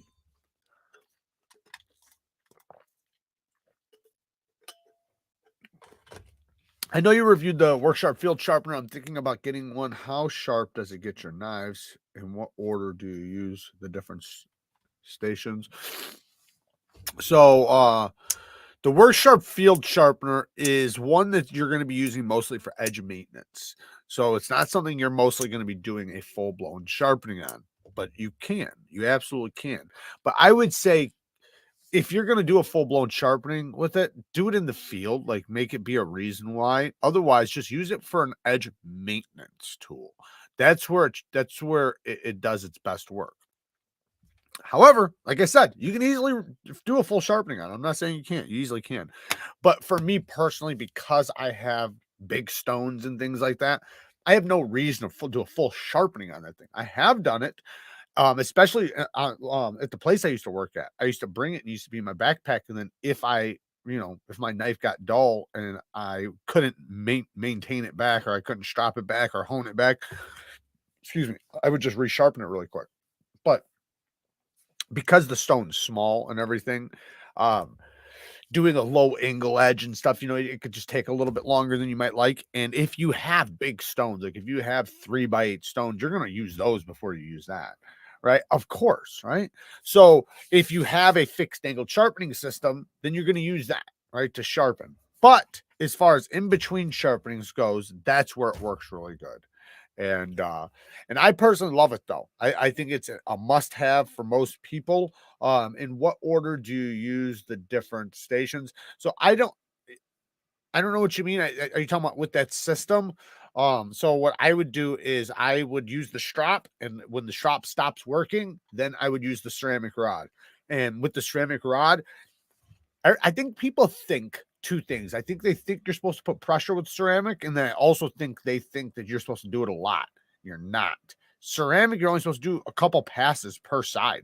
Like you should be able to use the ceramic with like 2 to 4 passes per side. Hardly any pressure. Maybe a little bit of pressure, like if you're trying to micro bevel it, right? But then if that doesn't work, right? If you doing 2 to 4, maybe 5 passes per side on the ceramic, then strop doesn't help, then you go to the diamonds, and then you go to the ceramic, and then back to the strop. It's really easy to use because they have the angles already on it for you, so you don't have to know your angle or be able to hold. Well, you have to be able to hold it once you start it, but they at least start it for you. Benchmade too overpriced for what you're getting. Go with Hogue or Microtech. The problem with Microtech, man, I love Microtech. I hate dogging on these USA companies. I really do. I don't want to, guys. I really, really don't want to. But I would agree. Go with Hogue. But man, Microtech, man, I think they're running their steels way too soft, man. Like it's almost an insult at this point, right? Like 10 years ago, let's say 10 years ago, I could argue that, okay, people really don't understand, but fuck that. We do edge retention tests now. We have tons of people out in the field fucking testing the steels and coming back with the HRCs. Like, we know so much about steels these days. There's no excuse to run your steel so cheap unless if you're trying, because you could argue, like, I do it for toughness, right? Your toughness should come from the geometry of the blade, right? Not from you running your steel as soft as possible so it's easy to grind so you can sell it, right? More expensive, even though it's easy for you to grind because you're not even grinding it thin. You're grinding it really thick and you're doing it really soft so it even grinds faster, which I understand people don't understand. Like with sharpening, you're going to have a better experience with harder steels, with good quality heat treated steels. They sharpen way easier than something soft with a bad heat treatment. And it's just because, cutting something hard is going to be easier to get a perfect straight angles and a perfect V grind with a crispy burr that pops off real easily, much easier than it is on something soft. It's like the thought process of what do you think is easier, sharpening a stick or sharpening Play-Doh? Right? A stick, right? Even though in some cases it might take you a little bit longer to sharpen on a harder steel, but you're gonna have a better experience, especially with like the burr and things like that. But no, man, Microtech, I love Microtech, man. I feel like their steels are just being ran entirely way too soft, and it's almost insulting at this point because they are premium quality, high-end American-made knives, and I want to see them succeed. I would love to be raving about their heat treats right now, but I'm not going to lie about them, right? And it just seems like they could give a fuck less about how long their steels hold an edge. They don't care about that. It seems like they care about making sure they can grind it super cheaply, grind it fast, and get it to you as fast as possible, right? Which to me, it's like they should be like Spyderco, right? Spyderco taking their steels, taking it very seriously, the way their steels turn out. Hey, I don't think I see it over here. Shout out to Stasa 23. You guys had a blast in Chicago, man. I wish we could have hooked up, Stasa. That's awesome. I'm glad you had a good time. That is awesome. I know Lee's son's about to be here in Rockford. I have family in Rockford. It's a couple hours from here, but it's in the Chicago area. Gunt Squatch. I'm gonna call you Gun Squatch. Gun Squatch. Thank you for becoming a member. Shout out to you, man. Appreciate the support. We do Bang Gang lives twice a month. I don't remember the next date. We talked about it in the last one, but yeah, we do Bang Gang lives twice a month. So I'll see you there. I have a Worksharp field sharpener, and it's good if you backpack a lot. I replaced the green compound on the strap with a diamond abrasive. Yeah, Will, I agree with that. I would do that too. I haven't done. Oh, wait, did I do that? I think I just reapplied the green compound on there because it started with it. So I just continue to put it on there because I have plenty of green compound, but I don't use that strap as much as I use other straps, right? Somebody sent me some balsa wood. I'm actually testing out right now. So I got some diamond compound on that one right now. You can't hardly see it, but it's got it. These ones are clean. I'm gonna try different abrasives on it. But yeah, if you can, yeah, you can replace it if see, I have so many straps, so it doesn't really matter. Like I got different diamond ones. I got probably 10 strops with diamond compounds on there. So it's nothing for me to have just one with some aluminum oxide stuff that I constantly replace. I thought I slipped in too sneakily for Kyle to notice. Kyle always notices. Yo, yo, yo. Happy hump day. Happy hump day, brother. Thank you for joining.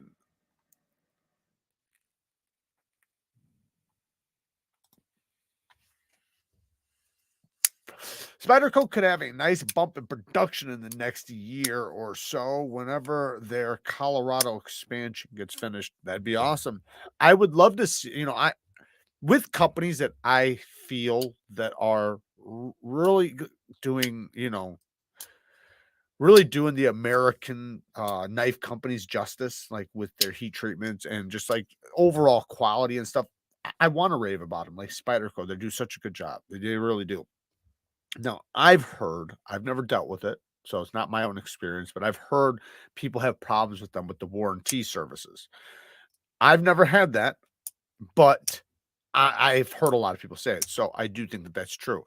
And Benchmade, that's one thing you got to give credit to Benchmade. Benchmade, I've never heard anybody have a problem with their warranty. Never.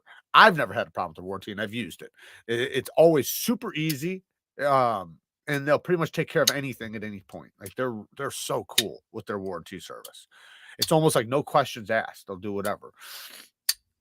So you got to respect that. I wish Spyderco did have that type of service. They supposedly make their quality control so tight that they don't think, and this is where I think the problem comes in. They don't think certain things can leave their facility bad. That if you go to like blade shows, they have the ones that didn't pass quality control, and in many cases, you can't even find what's wrong with it. And I'm not joking. Like I had one. I still have no idea what the fuck what was wrong with it, because nothing was wrong with it. It was perfect. So, you got to think, if they're kicking out models that are perfect and saying something's wrong with them, then they probably do have a pretty good quality control group, right? And I believe that, but that also doesn't mean things slip through the grapevine, or slip through the cracks. So, and you want to know that if something does slip through the cracks, they're not going to break it on you. Basswood it's just a soft wood, so it's a very soft wood that works really good to put an abrasive over for strapping. So it's nice and flat, and being nice and flat, it allows you to get I wouldn't recommend it for convex edges, but as far as V grinds go, it's nice and firm. You don't use any pressure or anything, and you just let the abrasive of your compound do the work. You just use it for strapping. It works good, because also this is another thing about balsa wood, is that it's fibrous, right? It's fibrous, so it allows the compound to get down into the grooves of the fibers and also hang up, because the fibers will be like popping up like this. So those fibers will hold the compound on the top of them. So those fibers, as you're running your blade across, I know it's like weird how I'm doing this with my hands right now, but as you're running your blade across it, those fibers are poking up and can help create the micro serrations that we're trying to get when we strap. Always think about your edge as a microscopic serrated blade or a microscopic saw blade. Always think of it like that. That's how it is. And that's your end goal. Your end goal is to create micro serrations at the apex. I'm hanging with a straw in my mouth, reaching the surface to breathe while I watch this. So I appreciate it, Anthony. Thank you for coming. I was really surprised when Sharpening 15V sharpened so cleanly. First roll premium steel. Exactly. That's what I mean. Like, because the heat treatment is so good, it sharpens up really good. And that's how the experience usually is with good steels that are heat treated well. When you usually get a poor sharpening experience, in a lot of cases, and obviously if you know how to sharpen this, this is about you. If you know how to sharpen, then if you have a bad experience with sharpening, then most likely there's something wrong with the steel, or it's soft.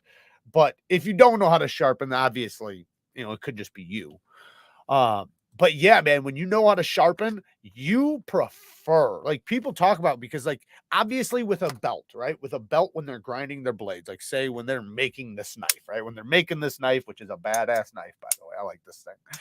Uh, anyways, this is the new large version of the pyrite. I have an artisan link down in the description, I believe, if you guys want to get one. But when they're grinding this, right? If this steel is softer, it's going to be easier to grind on a belt that's going, 100 miles an hour, and they're grinding it.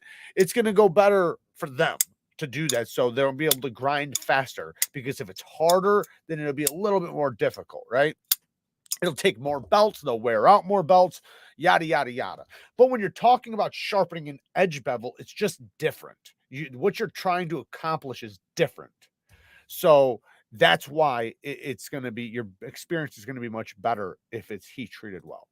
You're right about Microtech, man. They should put more into what they have going on. I love Spyderco. I have at least 30 of them and love them. Yeah, Flag, I don't know why they, like, when they did this steel, right? The MSI steel, what do they call it? The M390 MK. They said that they were looking for better edge retention M390 or something like that. But why not just heat treat it harder? Like, that would have increased your edge retention. So I don't know. I just don't get it. And they're still running it soft as shit. So it's just weird to me. Like, I don't know if they have problems when they have, because I do know, like, obviously, like, when you get to a certain level of hardness, you can start running into more issues. I get that. But that doesn't mean that there's not, like, a level of which you can go as high as you're able to go to before you start getting to issues.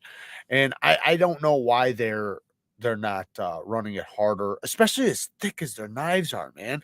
It's not like their knives are all like super thin, crazy thin geometry knives. Like, they're plenty tough. There's no reason for their steel to be soft. No reason at all. The geometry is way too thick for that. Our bass and balsa wood for, like, the mirror edges, you can use them for that, but you can also use them for edge maintenance. You can use them for different things. So you can use them to deburr right off the stone. You can use them for edge maintenance, and you can use them to polish your edge, especially if you have different. One thing that's cool is you can get them affordably, and you can have like 5 of them with different compounds. So that's one cool thing. But somebody sent me those. Shout out to him. I'm not going to say his name because he didn't ask me to, but I appreciate him sending them to me. Spyderco knives are so good, they should have no question asked warranty. That's true. I agree. 100% agree. I just never dealt with it. Hey, antimatter. Thank you, man.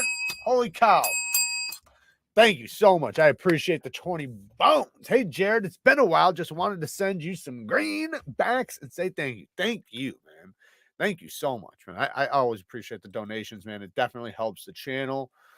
Yeah, thank you guys so much. 20 bones. I got so much more slag on the stone when I sharpen a softer steel. Well, see, this is the thing with the softer steel. In a lot of cases, and I don't, like, it's hard to say what's actually happening, like, but the way I feel like it's happening, I feel like I'm pushing metal more than I'm cutting it, right? And that's why I attribute it to, like, sharpening Play-Doh versus sharpening wood, right? If you take Play-Doh and you go to cut it, you're gonna be like mushing it, right?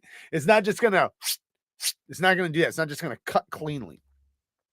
So when you get a softer steel, it's almost like you're pushing, like the steel's being pushed back and forth and being worn down until you get to, an edge. With a hardened steel, you're just like shaving it off, so, like, it allows it to be more flat, which, if it has the ability to be more flat and be cut, then it has the ability to create a perfect V, like the perfect tip of an apex was what you're looking for. But if you have to mush it to that point, and slowly remove it, and, like, it's kind of like where it's almost being pushed and mushed and formed, obviously removing material at the same time, it makes it to where you're not going to have the most crispy apex. Then you got to take into account your burr. Your burr is so much more difficult to remove on a softer steel, like probably 5 to 10 times harder. A hard steel, the burr just pops. Like you'll fold it once, twice, and bam, it'll pop off. Maybe a couple more times, maybe a little bit less, but it pops off the majority of the blade all at once. You know, even if there's still some sections left, it's very easy to remove. A soft steel, the burr will go back and forth, back and forth, back and forth. And finally, when it starts popping off, it'll pop off in little sections.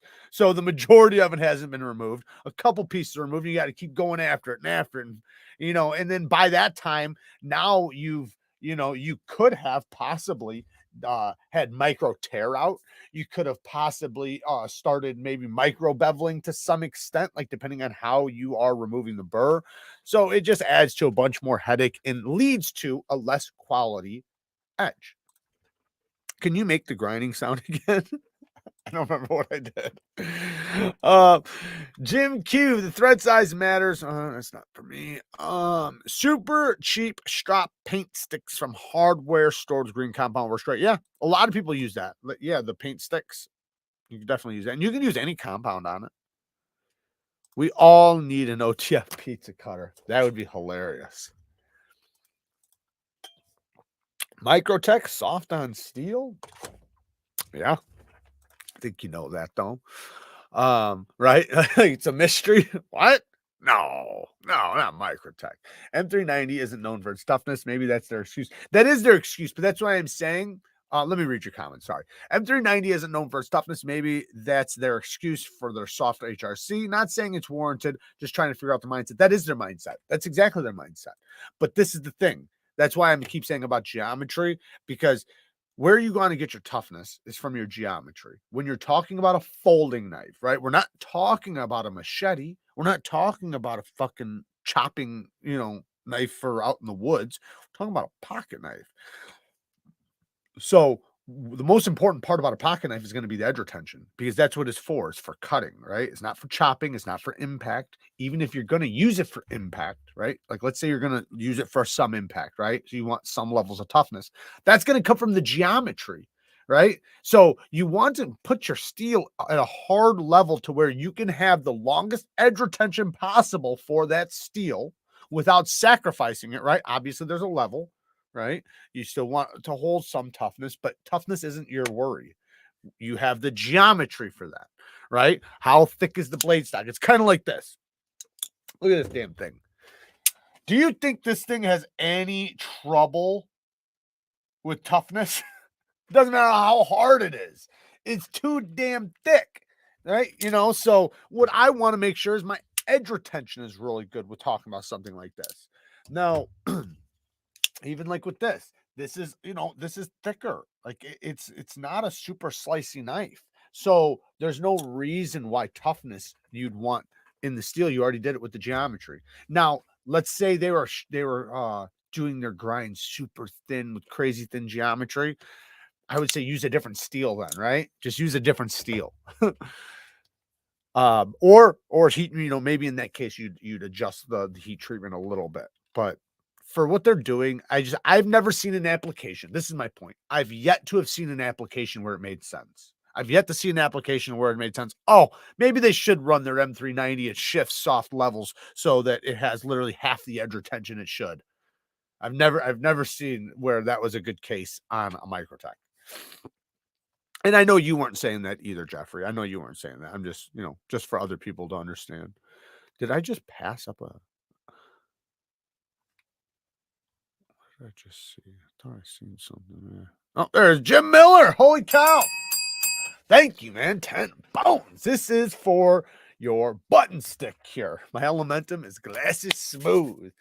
Thank you, man. I appreciate the donation. I got if this is the one you're talking about, I got the button lock Elementum right here. I love this damn knife, man. This knife is such a good knife. And damn it, does it take a stupid sharp edge. You can almost hear it. So sharp.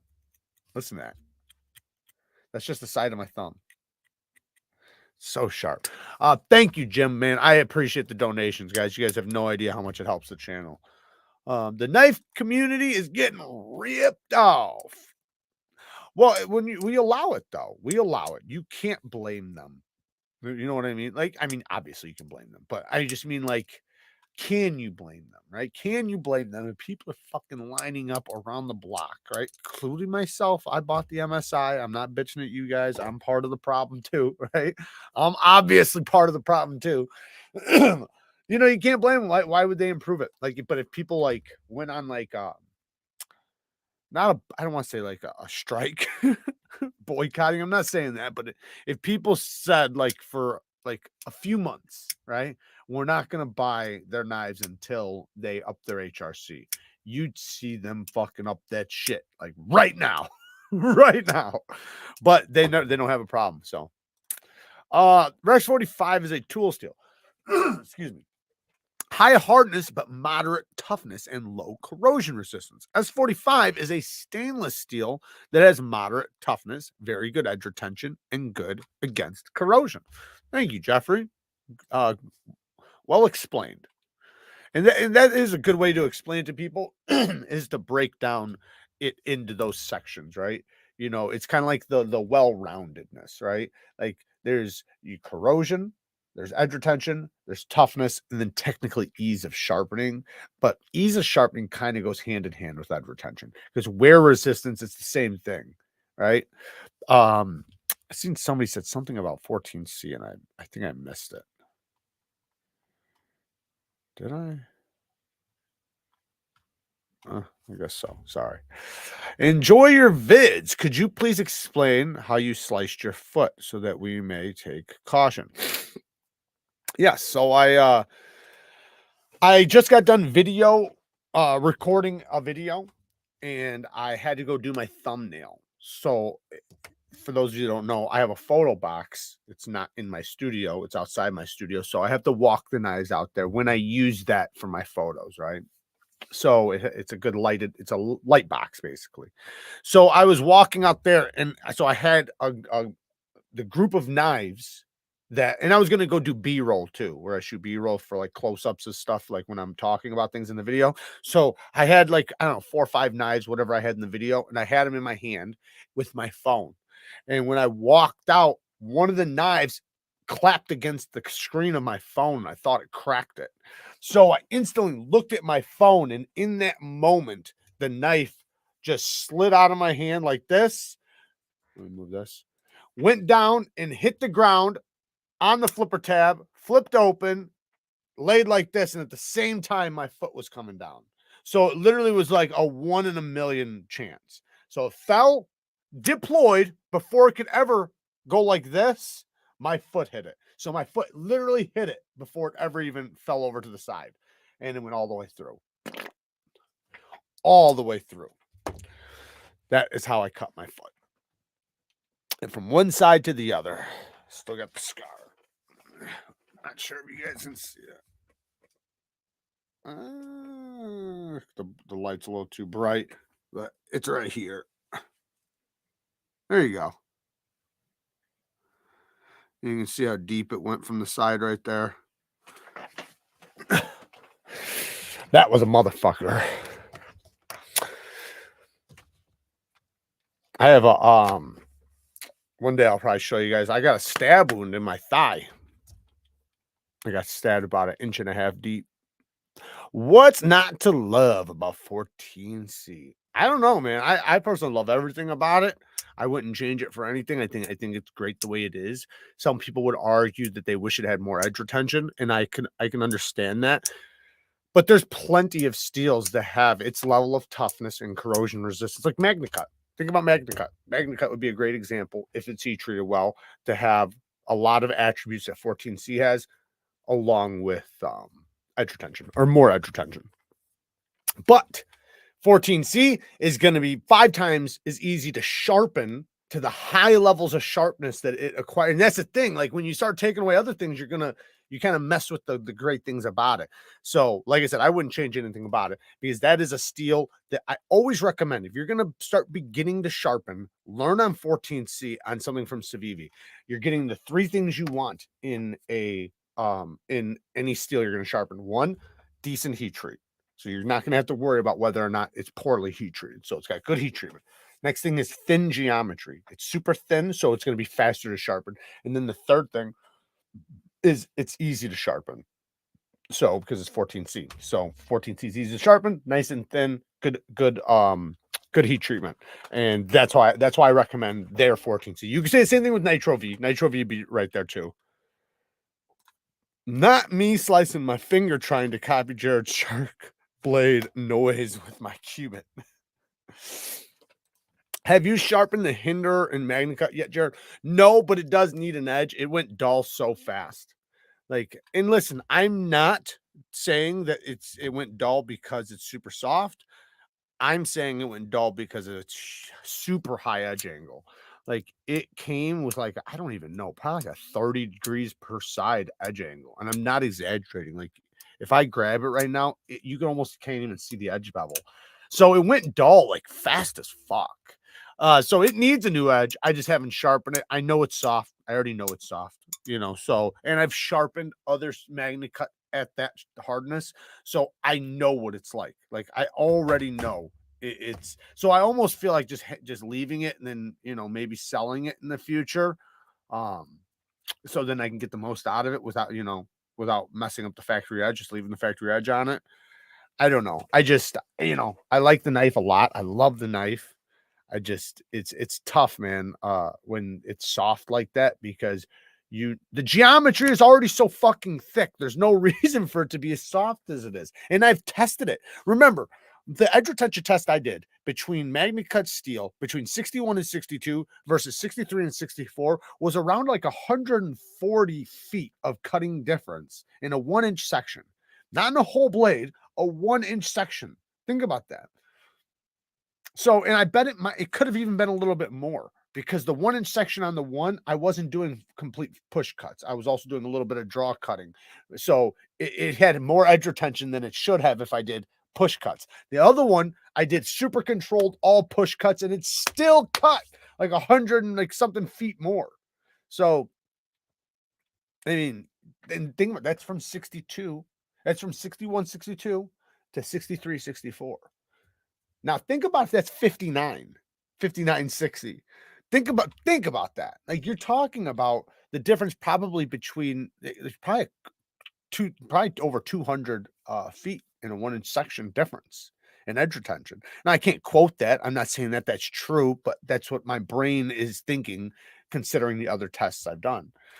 Jared, you got to make these creeps pay for the foot vids. Well, I got a couple donations tonight, so I thought it was justified.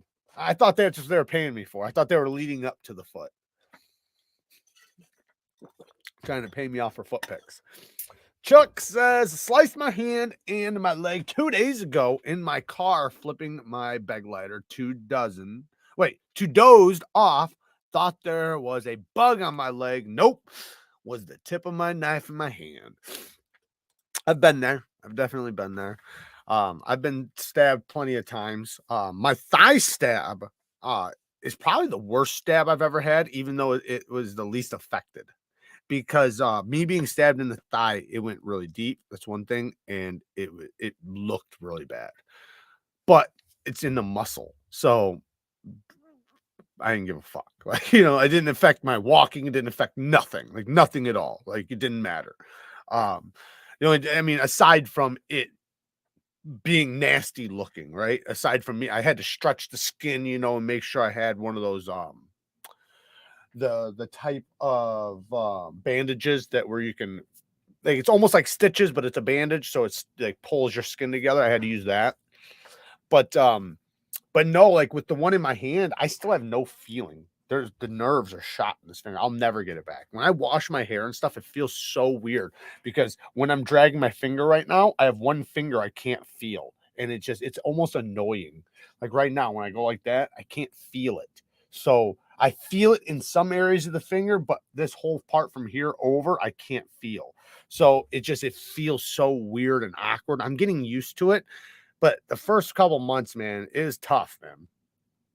EDC NC, shout out to you. Thank you for the 2 bones. Thank you so much for the help Monday. Also, sexy feet. I appreciate it. And definitely go and subscribe to EDC NC. Maybe one of the moderators can throw a link up to his channel so people can go and subscribe to his channel. He doesn't have an awesome new channel. He's almost at 1,000 subscribers. Help him get over 1,000 so he can get monetized. I think you're going to see a lot of great videos moving forward from this guy. I did meet him at Blade Show, and definitely go and subscribe to his channel. How did I stab my thigh? Being an idiot. Well, I stabbed my hand. I was fucking around and I got stabbed. I mean, that's it. I got stabbed. Jared, does Nitro V strap back as nicely as 14C? Yeah, I think 14C, you know, if there's any difference in what's better or worse, it's so negligent, you know. For the most part, it's basically the same. I'd say 14C possibly has a little bit better of a chance, or not better of a chance. I think you might be able to strap 14C back maybe a little bit more and have a little bit better results because of how well it does with, like I said, with fine grit. But it's still going to be, it's going to be hard to even notice the difference. But no, I was, with my thigh, I was, I don't even remember, man. I was like flipping a knife or doing something stupid. And, it, went like I just got, you know, stabbed right into my thigh somehow. I forget exactly how, but it went deep as fuck, because afterwards I could look at the knife and see how far that deep it went, and it was like that deep. It really was. It was fucking deep, because you could see the blood all the way to, you know, exactly where it went into. You should see what you can buy for 4 digits. Creeps. Why would Medford heat treat Magnacut 6162 when they?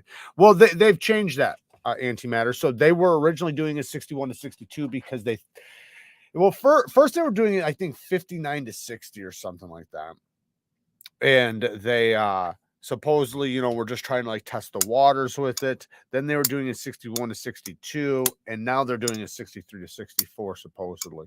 So when I talked to him at Blade Show, I think they said 63 to 64 now. He said that he just had to warm up to it. He said, you know, it was a steel that he never used before. And, you know, with MagnaCut, the one thing people probably don't know is that most steels, the harder you get, the toughness goes down. With MagnaCut, the harder it gets, the toughness goes up at first. Obviously, there's a point of which it starts going back down. But that was fascinating to them, and it was a little nerve-wracking. Like they didn't under, you know, when you're different steels, you're going to get different results, and you remember they have to take that as a loss. So the more they ruin, the more they have to take it as a loss. So I can kind of understand they had to warm up to it, but as long as they get to the point of where they're doing it 63 to 64, the optimal range, then that's all I'd want. So, and they supposedly are now. So shout out to them for doing that, right? Isn't that the important thing? Is that they do adjust to what is the best? Stabbed myself in the thigh 43 years ago, stuck my finger in the hole to stop the bleeding, got to the emergency room, told them I stabbed myself.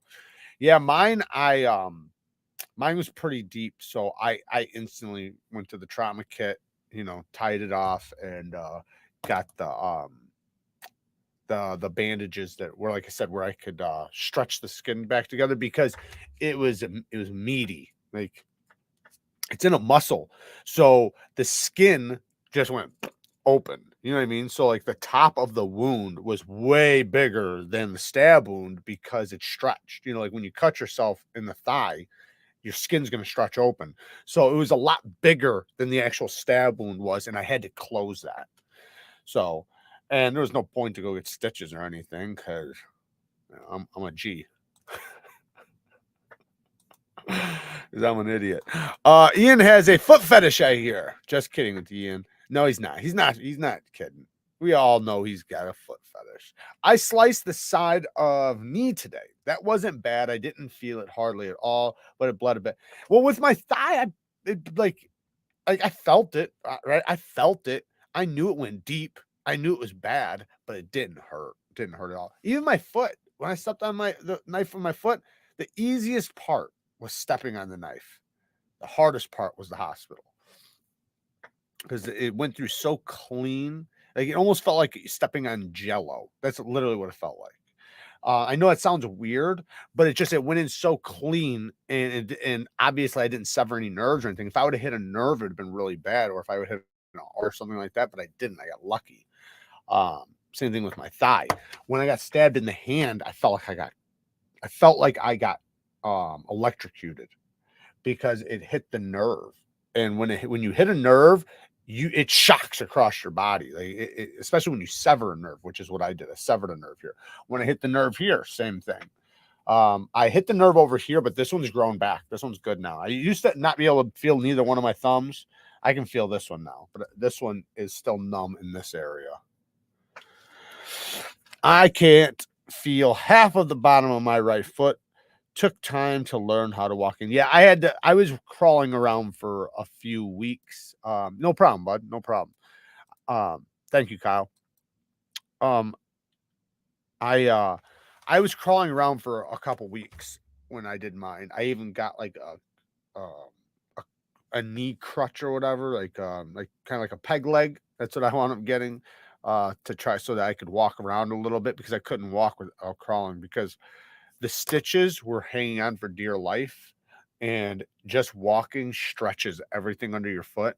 So, and just even stepping on it, it would have just tore open. And trust me, I did not want to go back to the hospital. That was a very bad hospital experience because your foot has so many nerves in it. When they start stitching it, or not even the stitching, they were trying to shoot me up in the foot. They had to shoot me up like 22 times with numbing agent that never worked. The numbing agent never worked. So, and this needle's massive and they're stabbing it inside the wound. So it's so fucking painful, that needle going through the bottom of your foot. And then they're trying to stitch, but the numbing agent isn't doing anything. And they kept telling me that we have to do a lot of them because it's gonna only work in a small area for minimal time or some shit. But it never worked. Like they did a few stitches without no numbing agent. There was no difference. The only difference was the fucking stabbing me with that needle wasn't there, which was so much better. Just stitch it. Like don't even try to numb it. Like in other parts of my body, yeah, numb it. But on the bottom of your foot, there's just way too many nerves. Way too many nerves. And I guess I must have just severed the nerves instantly. And so I didn't get the shock, I guess, or something. Maybe. I don't know. But with other nerves I've hit, they were crazy. Like they were very painful. Do you even own a knife if you haven't shanked yourself? That's kind of true. Had a thicker window come down across my wrist. That's no good. Can you tell the difference between 12C and 14C when sharpening, or the difference in the edge retention? It does have a little bit better edge retention, but for the most part, no. Most people aren't going to be able to notice the difference. I have very good experience sharpening 12C 27. So I would say they're very, very, very similar, if nothing else. But damn, I can't believe I missed story time and everything. But yeah, it's it's basically the same. You could say there is some differences. Like I do like 14C a little bit better. I like that you get a little bit more edge retention. I do like, the sharpening experience a little bit more, but it's very minimal, the differences. XO Lamb, thank you for the 5 bones, man. Thank you so much. Got a mini nightshade, super happy, except for a tiny bit of forward back play. Common in access locks, would you return it? No, I wouldn't return it. So that with access locks, yeah, it kind of can be. So the thing is that if you have a tiny, if it's very minimal, like if it's a lot, then yes, just return it and get a new one. Sometimes those locks just have to break in. Sometimes that just takes a bunch of flipping, right? But also, if it has very minimal, right, that doesn't mean the lock's any weaker. The lock's still just as strong. Because remember, in order for that lock to fail, it has to break the bar. So it's not like we're a frame lock, right? Like or liner lock or frame lock, right? If I start moving this and I can feel movement, well, that means that there is either space between my lock bar or the lock bar's moving, which does make it weaker. With a crossbar lock, that's not the case. It's not built the same.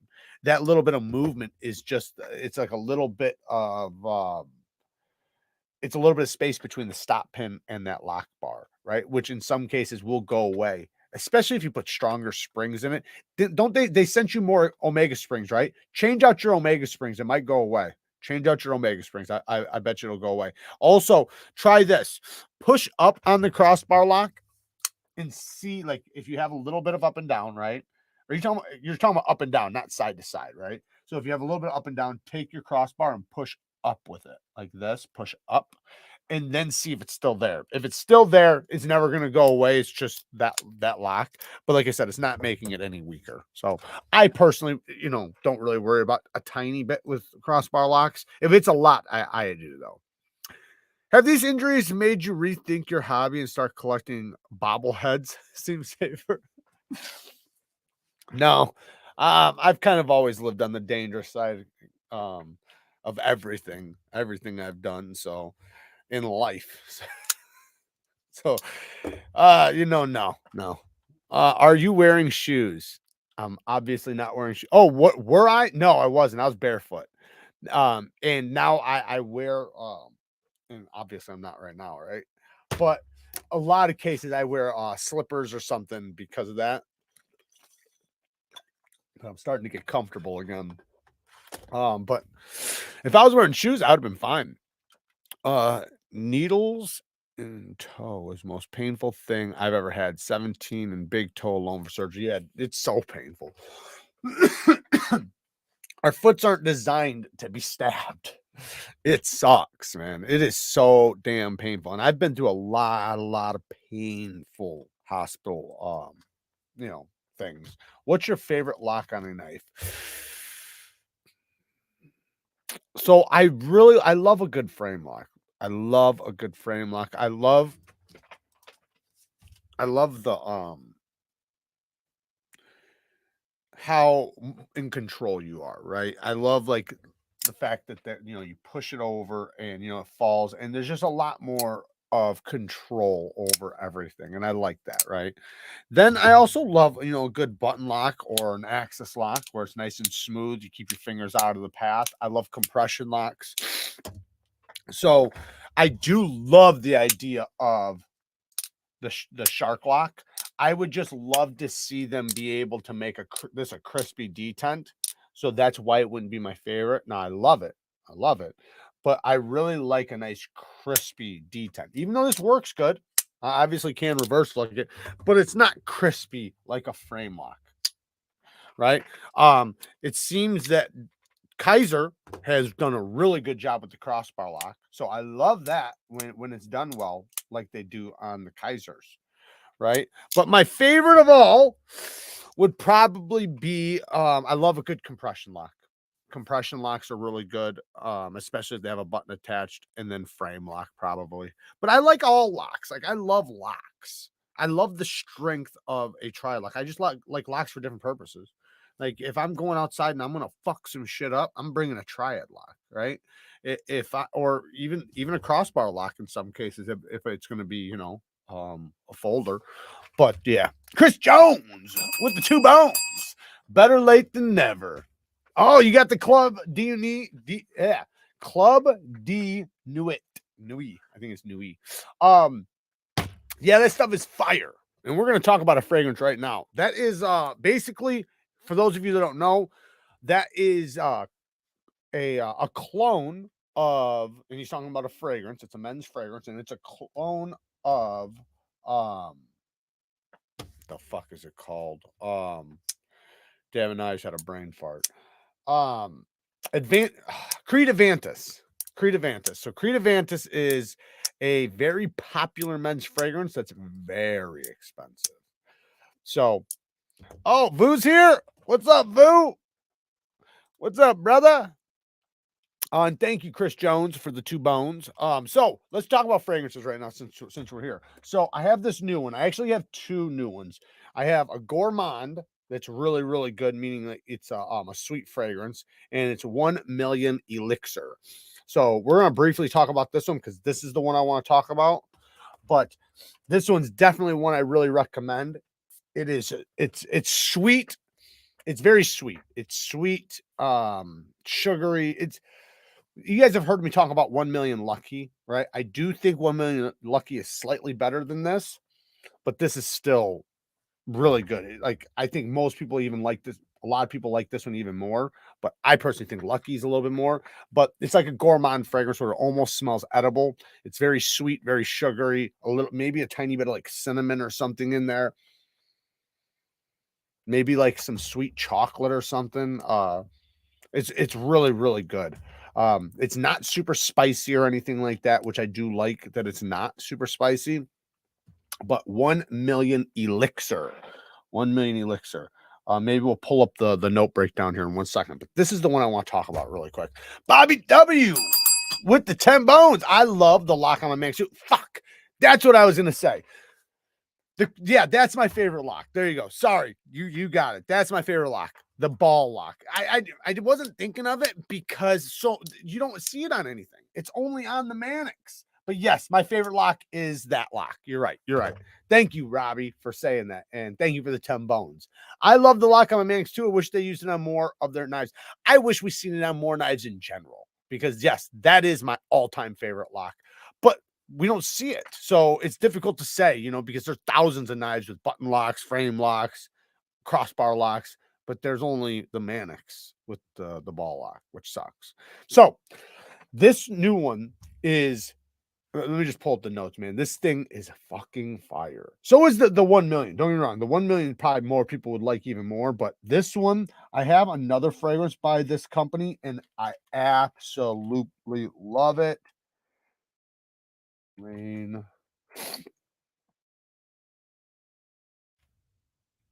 In 1 second, guys.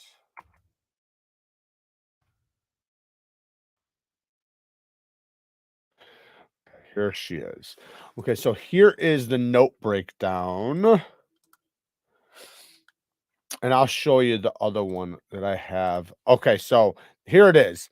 Citrus, almond, fresh, spicy, aromatic, nutty, fruity, and floral. And what I would say is that it has a lemoniness to it that's almost like a lemon meringue almost, but not. Lots of citrus. You do get a citrus bomb off the top, but then you get that almond and that nuttiness that's like in the background. And then there's this little bit of a sweet note just pushing through that almost turns into like a sweet lemon, not not just lemony and not just sweet. Like it's a sweet lemony experience with like a nuttiness and an almond in the background. It is fucking good. Now, I have another fragrance by this company that it's okay. But it's also very, very popular. But for me, I just think it's okay, but it's more of like a winter fragrance. This one, you could pull this off summer anytime. This is good, man. This is good shit right here. Uh, it's very addicting. It's hard to stop smelling. Now, as far as the 1 million goes, we'll pull that one up too really quick because, you know, we're here.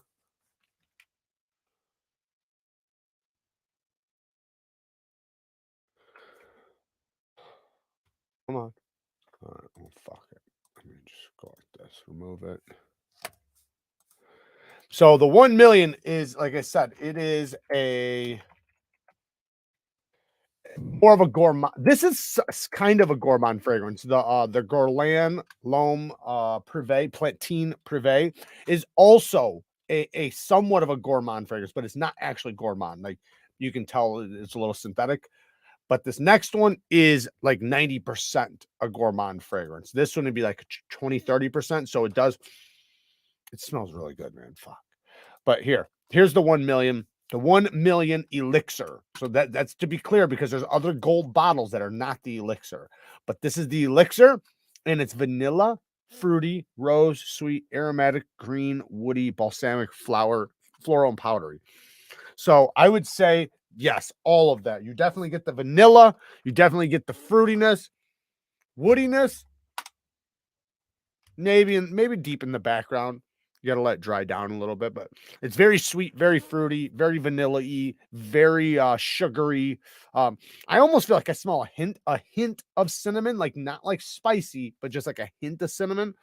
And they're both, man, they're both really good. I didn't link them, but you can find them You guys can just rewind and then look it up.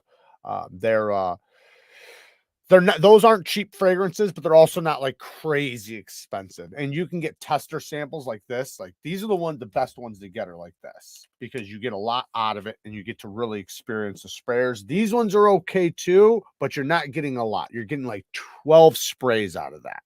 So maybe 20, but it's enough for you to get an idea. But the thing is though, is that the smaller the sprayer, the less you're going to get a good experience from it. The bigger the sprayer, the better, because it goes onto a big surface, and it actually goes on the way it's designed to. When it's a small spray, it doesn't go on the way it's supposed to for you to get the best. Like there's been times where I've smelt fragrances out of tester samples and did not like them, but then tested them out of the bottle and was absolutely in love with them. And it is just the experience from the sprayer.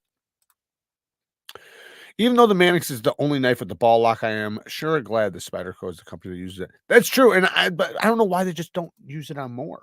I worry a lot about getting fakes or clones when it comes to fragrances. Is there a recommended site or sites for avoiding that kind of trouble? So with fragrances, you don't have to worry about getting them as long as the bottle is the exact same. So this is the way it goes. Fragrances are not, it's not illegal to clone a fragrance. So you can clone a fragrance all you want. There's nothing wrong with it. No company could do anything about it. But what they can do something about is the bottle.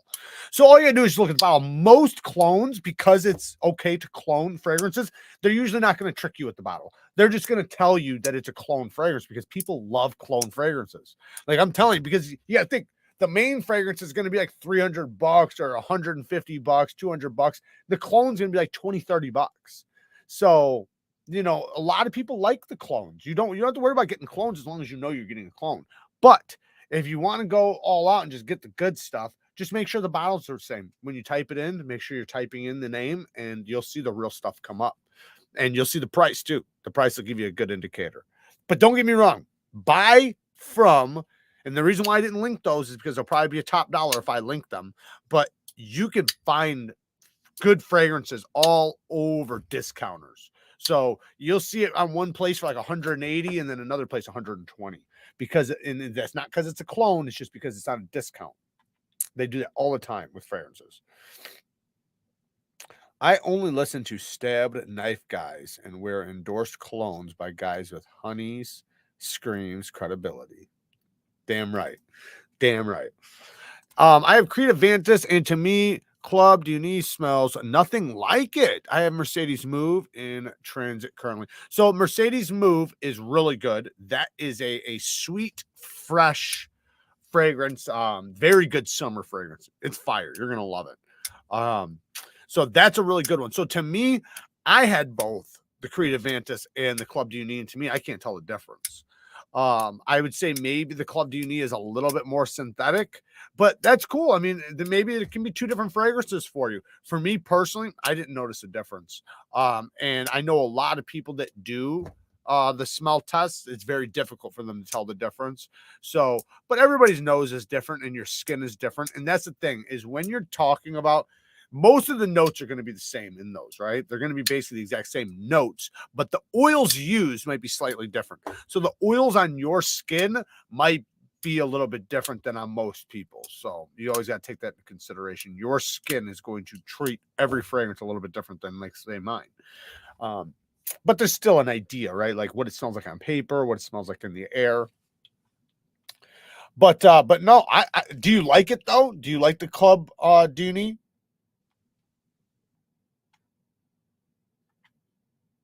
Dawson, damn it. Now I gotta watch that tonight.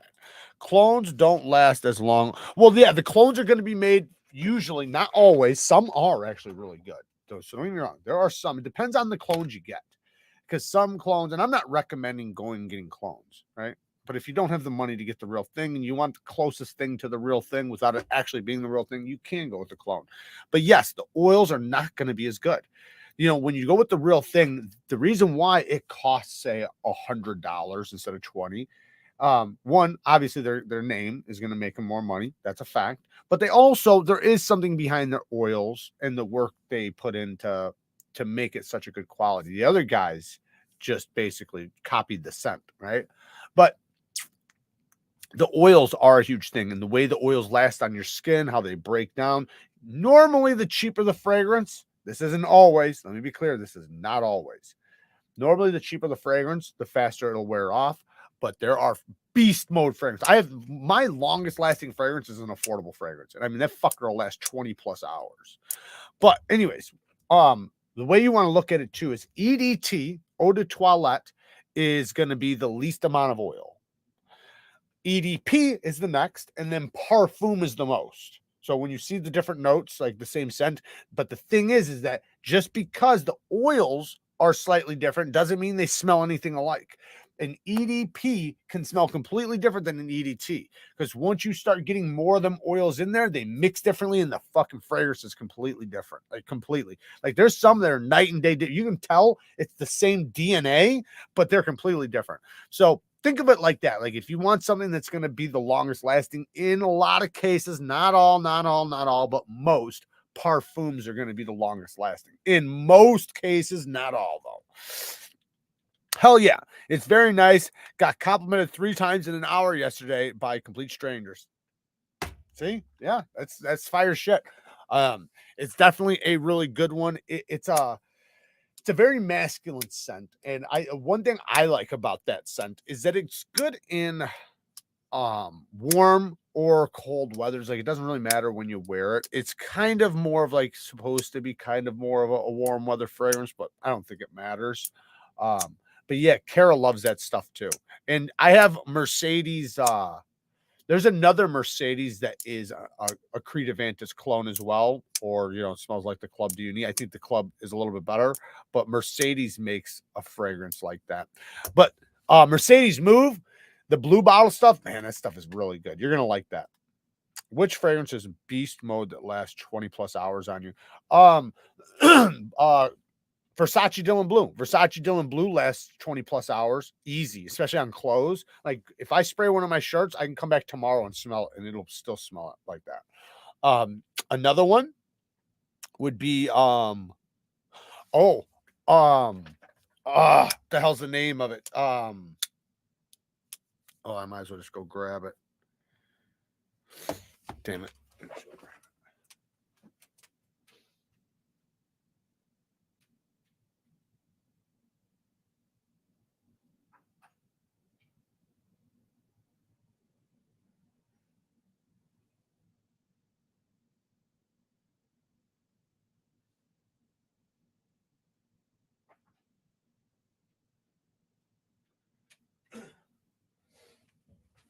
So I said the Versace Dylan Blue, and then the other one, Armani Code Absolute. This one lasts on me a long time too. I smell this the next day easily. Another one that you smell the next day. This is such a good fragrance right here. If you want a fire gourmand fragrance, Stronger with You Intensely, I think it is. Yeah, Stronger with You Intensely. This is a super sweet, nutty, cinnamony, man, it's kind of like the one we were talking about a minute ago with the 1 million elixir. It's similar to that, very similar to that. So yeah, very similar. But Stronger with You Intensely, one of the best sweet fragrances for men as far as gourmand. This one too, I didn't like Armani Code Absolute at first. This is a sweet fragrance too.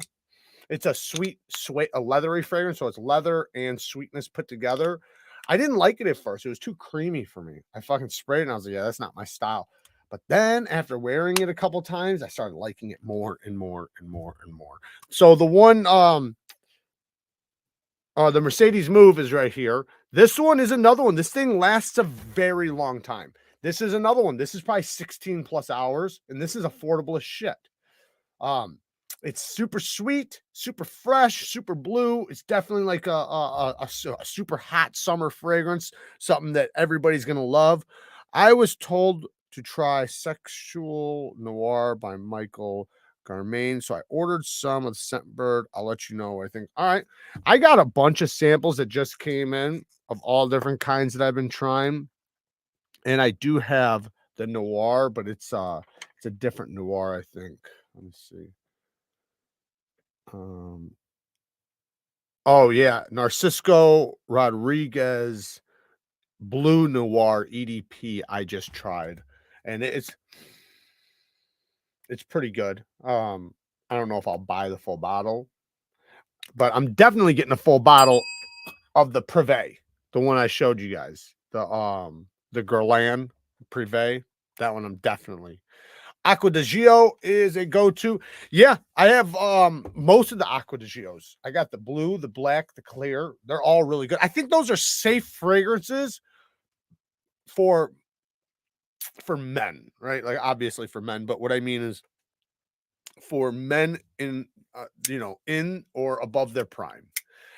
Because it's a safe fragrance to wear, and most of them are safe for the office, for work attire, for being around people that you don't maybe, because there's nothing insulting about it, right? Like you have the black one, which has a little bit of spice to it. So it's, it has a little bit of spice, but it's a fresh spice, almost like a big red smell. And then the clear one is just a super fresh, clean. It's like clean fabric. The blue one adds a little bit of almost like a wateriness. How do you say it? It's a blue fragrance, so almost like a little bit of a shower jelly fragrance. So it mixes like a little bit of fresh, clean linen with a tiny, tiny, tiny hint of like sweetness, but it's so small like that it doesn't come out as sweetness. It just comes out as like a fresh fragrance. I got the fragrances going right now.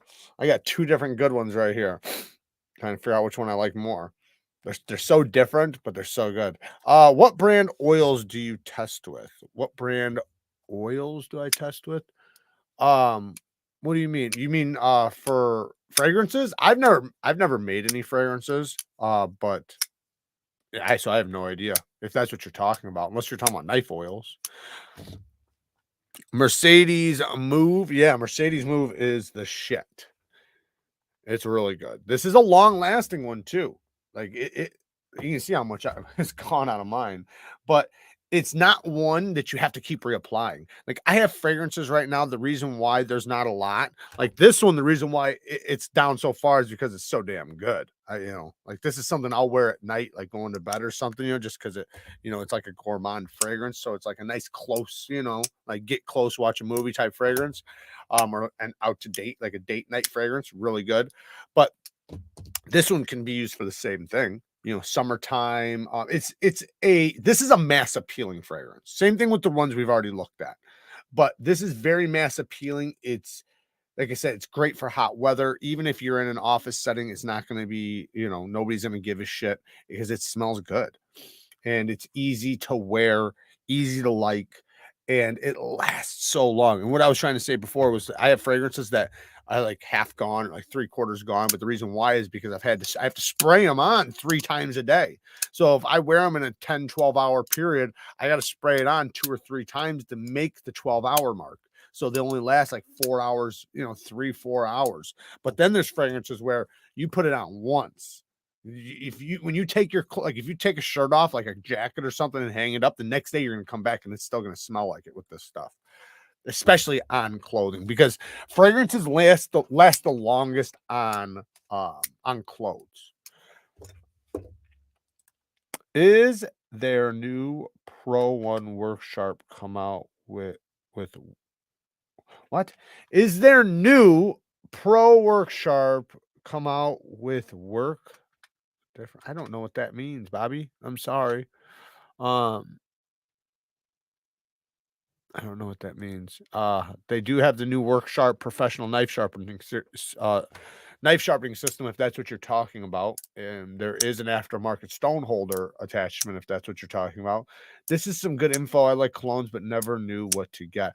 Oh man, I can definitely lead you down a good path. So it just depends on the type of fragrances that are going to be good for you. I would say with sweet fragrances, you might smell it and you might be like, ooh, that's a little too sweet for me.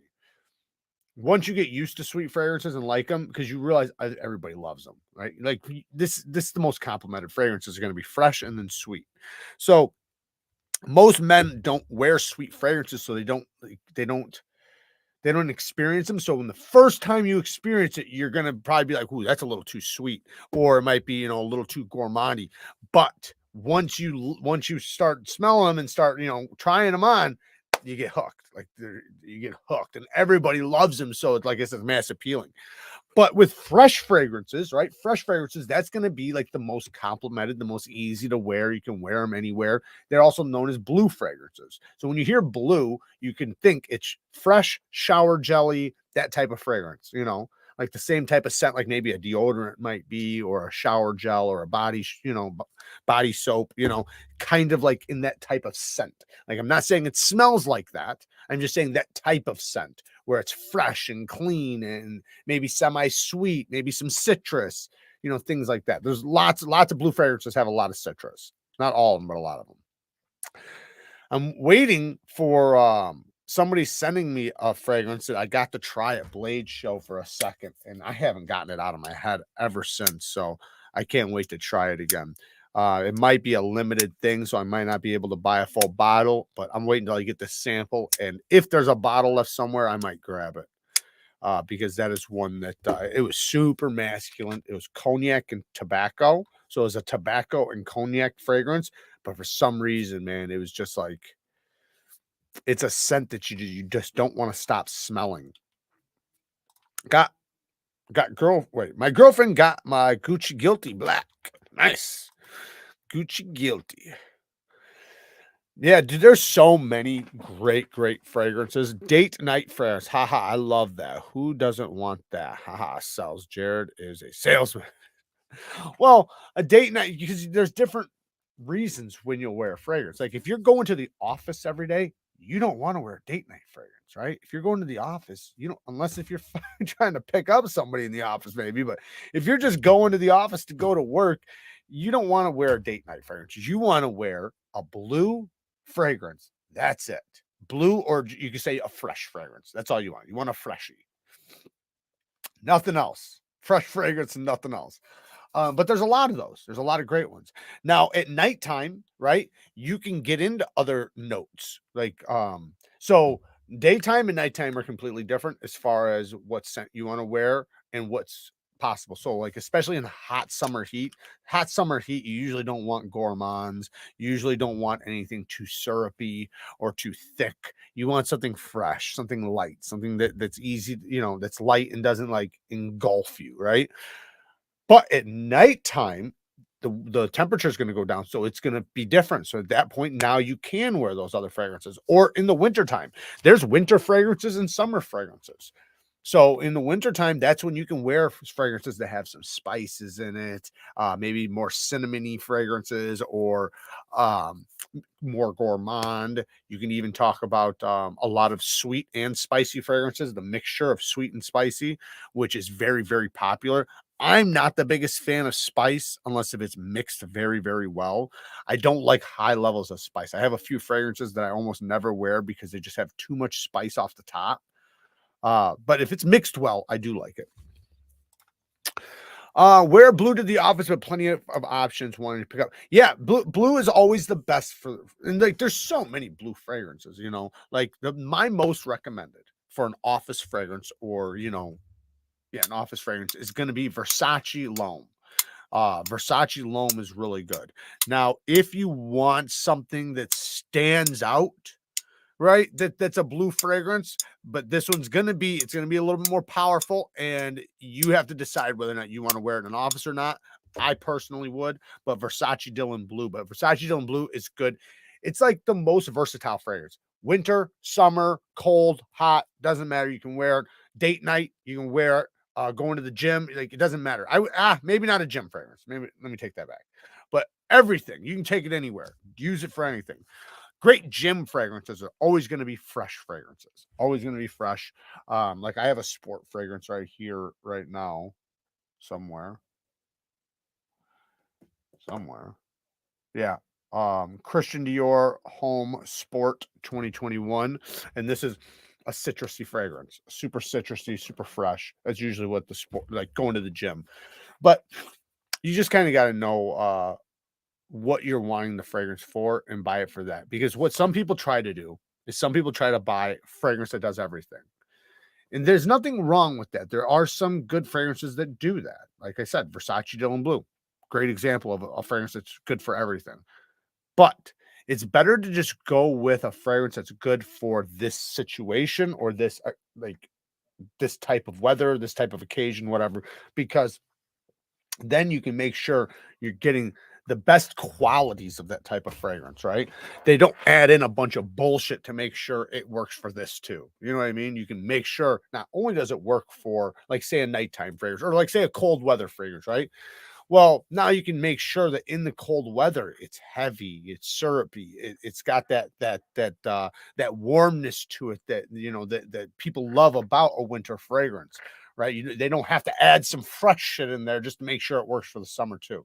You know, Prada L'Homme or Mont Blanc Individual Bargain are great office daily wearers, smell like linen laundry, totally non-offensive but classy. That's the way Versace L'Homme is. So Versace L'Homme that's the one I recommend almost always. It's cheap too. That's the thing. Um oh wait, no, maybe it's not Versace L'Homme. I'm sorry. Hold on. Why did I mess up? Versace. It's just home. Yeah, home pour. Sorry, I messed up. It's just pour home. I fucked up. So hopefully you guys didn't just go and buy that. Um So this is the one I recommend the most for office, and it never lets you down. This is such a good fragrance. So it's very citrusy. There's not much floral or rose in there, so don't even look at that. Slightly green. Everything's mixed perfectly in it. So what you're getting is a masculine men's fresh fragrance. It smells like fresh linen. It smells like fresh linen with a tiny hint of sweetness, but that's what makes it stand out because a lot of citrus blue fragrances like this don't have that sweetness. So this, and it's so little, it's so minimal, you're looking for it, right? It's not like you're like, oh, that's a sweet fragrance. You will never say that. You're gonna smell it and be like, oh, that's a fresh citrus fragrance, but then you're like, I kind of smell something sweet in there, kind of, but you're like searching for it, like looking for it, and you can't find it. So man, it's fucking good though, and this is so cheap. Like here, watch, I can probably find it. Let's see here. You can see some of the prices right here for Macy's and shit like that. You can buy them on eBay. eBay will sell them sometimes really cheap. This one's going for $30 right here. You can get this one for 30. Can you guys see that? No, you guys can't because I clicked on a different fucking link. Well, you can get it for like between 30 and $40. So very cheap. And that's a good size bottle too. That's the same size bottle I have. Versace Eros is really good too. So I got Versace Eros. I actually wore it the other day. I wasn't the biggest fan of it at first. The mintiness in it just held me back. I do like it more now. I think there's just some fragrances that sometimes you got to warm up to a little bit. And now I've warmed up to it. But it's also still not my favorite, but I do like it. That mintiness, I think I'm starting to like that mint note more, because everybody changes. We all evolve a little bit, right? So the thing you liked last year isn't going to be the thing you're going to like this year. You're going to get used to things, sick of things. You're going to be engulfed in certain things, but there's going to be certain notes that, like, depending on when you smell it, you might or might not like it. Like I've been saying before, like if you smell a certain fragrance in a certain type of weather, you are not going to like it. You're gonna be like, fuck that. But change the weather, change the temperature, change what you're doing and where your mental state is and everything, you'll love it. So, and yeah, it's pretty good. That's supposed to be like the best clubbing fragrance to go clubbing. Whiskey scents work great in fall and winter. Yeah, no, they do. Whiskey, so I love a good whiskey scent or a good cognac scent or a cognac scent or a good tobacco scent. I love a good tobacco scent. I have a couple really good tobacco scents. Um Now tobacco, it has to be mixed well. I actually have one on the way right now that's got tobacco mixed really well in it. So the note has to be done well, right? So like depending on what the other notes, after you've tried enough fragrances, you know what notes work good together and what don't. Um, but uh, but yeah, tobacco fragrances can be really good as long as the tobacco isn't too overpowering. I would say the one that I can think of right now that's really overpowering with the tobacco, but in a good way and is really good, would be the Dolce & Gabbana The One. Dolce & Gabbana The One is a tobacco fragrance, and it's mostly tobacco, but in a sweet way. It's got like a sweet, minty, almost mentholy-ness to it that smells like tobacco in a pipe that hasn't been smoked. So like so don't think of like smoking a pipe or a cigar. Don't think of that. Think about the woodiness and the tobacco leaf, you know. But it smells really good. I don't usually think of colognes when I'm about to go clubbing. You should. You should. Baby seals when you're going baby clubbing, when you're clubbing baby seals. But no, anytime you're gonna go, man. See, like this one, man, I would have never thought I would love this thing as much as I do it. Damn it, that thing's addicting now. Very sweet, leathery too. But anyways, yeah, when you go out on a date and things like that, you want to wear something that's gonna grab a little of attention.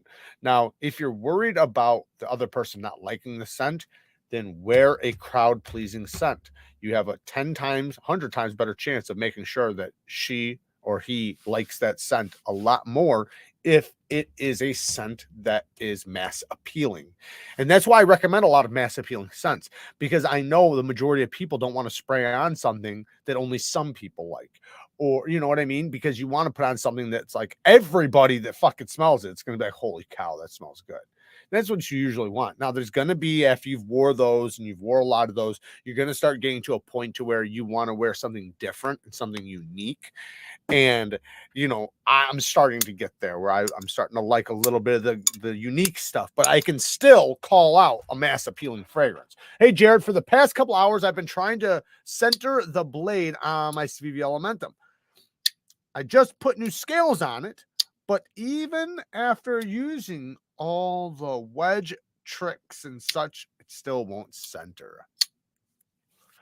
So one thing I like to do to center it is figure out what direction it needs to go while it's open, loosen the pivot, and then use your finger and push it over. Then tighten it as tight as you can, because you're gonna have to loosen it back up. So tighten it as tight as you can, then let it go, finish tightening it, then close it. You're gonna have to force it closed because it's gonna be too tight, and see where it's at, and then back off the pivot and see if it'll go to centered.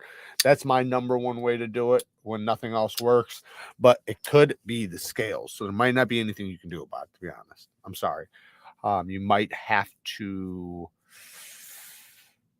I don't want to tell you to shave anything off. So I would say you might have to just replace them. You might have to send the scales back and say they're not good and just get a new set. I'm sorry to say that, but I'm just curious how it doesn't work, because new scales on a CVV Elementum, there shouldn't be no difference because they're just plates over the liners. You still have the are they scales with that are linerless? Are they linerless scales? Is that what they are? Because if you get new scales for an Elementum, it should just be going over the top of a liner. So it shouldn't have no problems, unless if your knife already wasn't centered. Was it centered before? Is there any chance I've messed up the assembly, or are there any other tricks I could use? Well, do the trick I just said, but yes, there is a chance you messed up the assembly. If the action's working good and everything's working good, it's probably just the scales. But do what I said, and then also, are they linerless, or they're scales that go over the original liners? What's a good leather scent for fall? Well, this is one, Armani Code Absolute. But like I said, I didn't like it at first. It was too creamy for me. Another good one is so like I said, the tobacco fragrance I was just talking about, I believe has leather in it too. That would be the Dolce & Gabbana The One. Man, I had one on the tip of my tongue that's a really good leather fragrance. I'm trying to think of which one it is. I have one in particular that I like to. I got a good one for you. My favorite leather fragrance and it has a little bit of sweetness to it, a little bit of nuttiness to it, but mostly leather. It smells, it has a suede like fragrance to it. Is um, Coach Platinum. Here, I'll bring it up really quick. Coach Platinum. That shit is so good. I like to mix it with my Coach for Men, because Coach for Men, they're the same brand, but for some reason the sweet freshness of Coach for Men, because Coach for Men has one of the best smelling fragrances for men as far as blue fragrances goes. However, it doesn't last very long. But when you mix it with the Coach Platinum, man, it works really good. So you can see the note breakdown here. This one's really, really good. Coach Platinum, woody, fresh, spicy, aromatic, vanilla, powdery, sweet, fruity, warm, spicy, musky, and leather. The leather, because remember when this is how you're going to smell it as it dries down, but the leather is, I know it shows a small like layer of it at the bottom, but it's a lot bigger than that. It engulfs the whole fragrance 100%. It's mixed very well. If you notice, everything's kind of mixed like pretty well. The woody notes off the top, that you're going to smell it obviously right off the bat, right off the top, but that's going to start wearing down. And all these at the bottom all mixed are mixed super well. So as it dries down, you're going to get everything in this entire fragrance, including a lot of the leather. Like I said, it is a suede fragrance. I think that's the type of leather they actually have in it. You guys can see that, right? Yeah. Let me see. So top notes are pineapple, black pepper, juniper berries. Middle notes are cashmere, sage, geranium. Base notes are vanilla, leather, sandalwood, and patchouli. So there you go. And the base notes are, like I said, those are good. That's going to be the notes that last the longest, right? The top notes are going to be what burns off the fastest. So that leather is what's going to hang on the longest, all the way till it's dead, till you can't smell it no more. It's going to be that leather. Which scent smells like embarrassment and regret? Whatever you're wearing right now. No, I'm just joking. I don't know. That's a good question though. That's a good question. I would say there is one I'm thinking of right now. That I would say it probably smells like that. I forget the name of it though. Is there any chance I've messed up the? Oh yeah. Yeah. Just try what I said with the pushing it over to one side, but otherwise you might have to just send it back. Thanks for the stream. See you later, Ethan. I appreciate you stopping in. Yeah, we're about to take off. I've been a half hour later than I thought I was going to be. Have you seen the new Kaiser Sheepdog with the clutch light? Yes, I did. I showed it the last live. Hopefully, we wind up getting one. Where do you hang? Can I get in? Where do I hang? I'm in the Chicago area. Neevesknives. I like how Mancera red tobacco smells so much that I don't even care if anyone around me likes it or not. So I haven't tried that. I do have a Mancera. Manceras are normally kind of expensive. I have Mancera, was it a boys, whatever the fuck it's called. It's the yellow stuff. But I've been wanting to try like the red tobacco. I've heard, is it really spicy though, or no? I just feel like when it says red tobacco, I feel like the red is going to be like super spicy.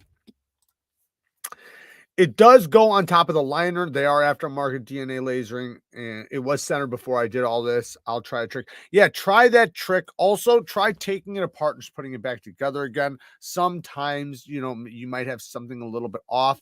Make sure all your standoffs and everything are perfectly flat. Make sure your liners, not your scales, your liners are nice and flat.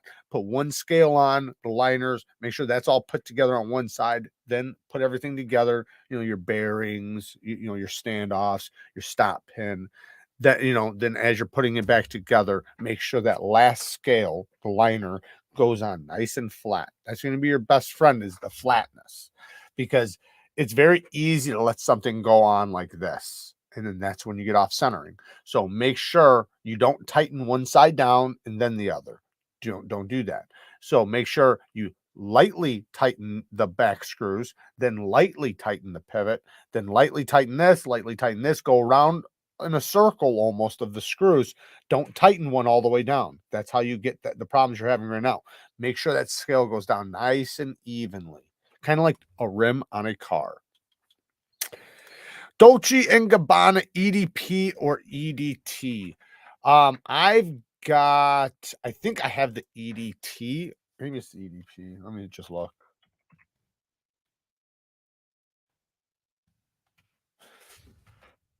Well, the one I have is the EDP. Yes, the EDP. That's the one I have. And yeah, it's a tobacco, a sweet tobacco fragrance. Very masculine. Let me tell you, it's a very masculine fragrance. The one problem you could say is it doesn't last a long time. It's a light fragrance. It's a fragrance you could spend you could spray it 20 times. And I'm not exaggerating. I know that sounds crazy for anybody to think spray a fucking fragrance 20 times. You could easily spray it 20 times because it's not a fragrance that just clouds an area. It's not like that. It's light.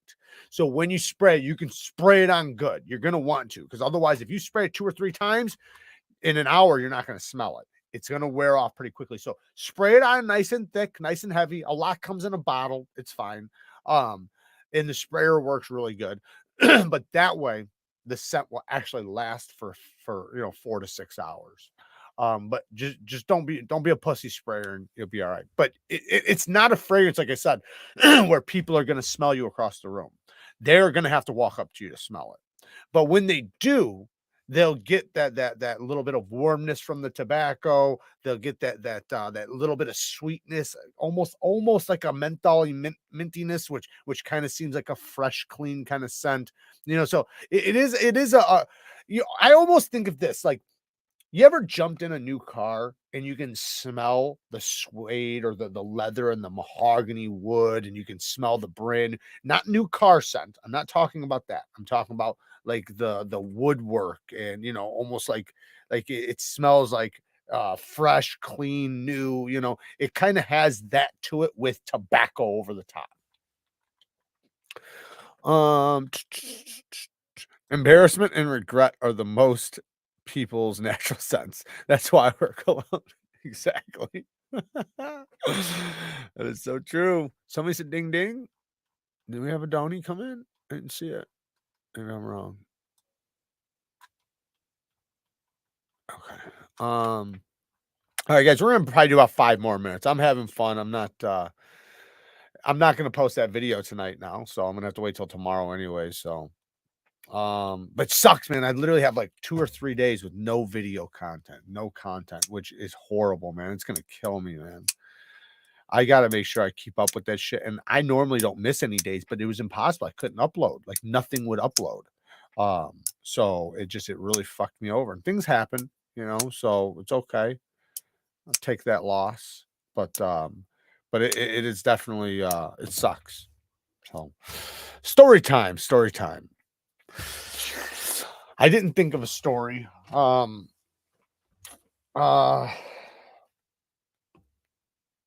you guys are all saying ding ding ding. So hold on a second. Oh, Jeffrey. We have 5 new members. Man, thank you, Jeffrey. I appreciate it, man. We have 5 new members. Shout out to you guys. And Brad, another 5 members. Thank you, Brad. Holy cow. I didn't realize you, man. Thank you. I wish it would show me on this so I don't have to keep on looking at this. Thank you guys so much. You guys are awesome, man. Holy cow. Thank you so much. Jared, do you ever deal with Spyderco mules? Yeah. I tested one of the was it the Magna Cut?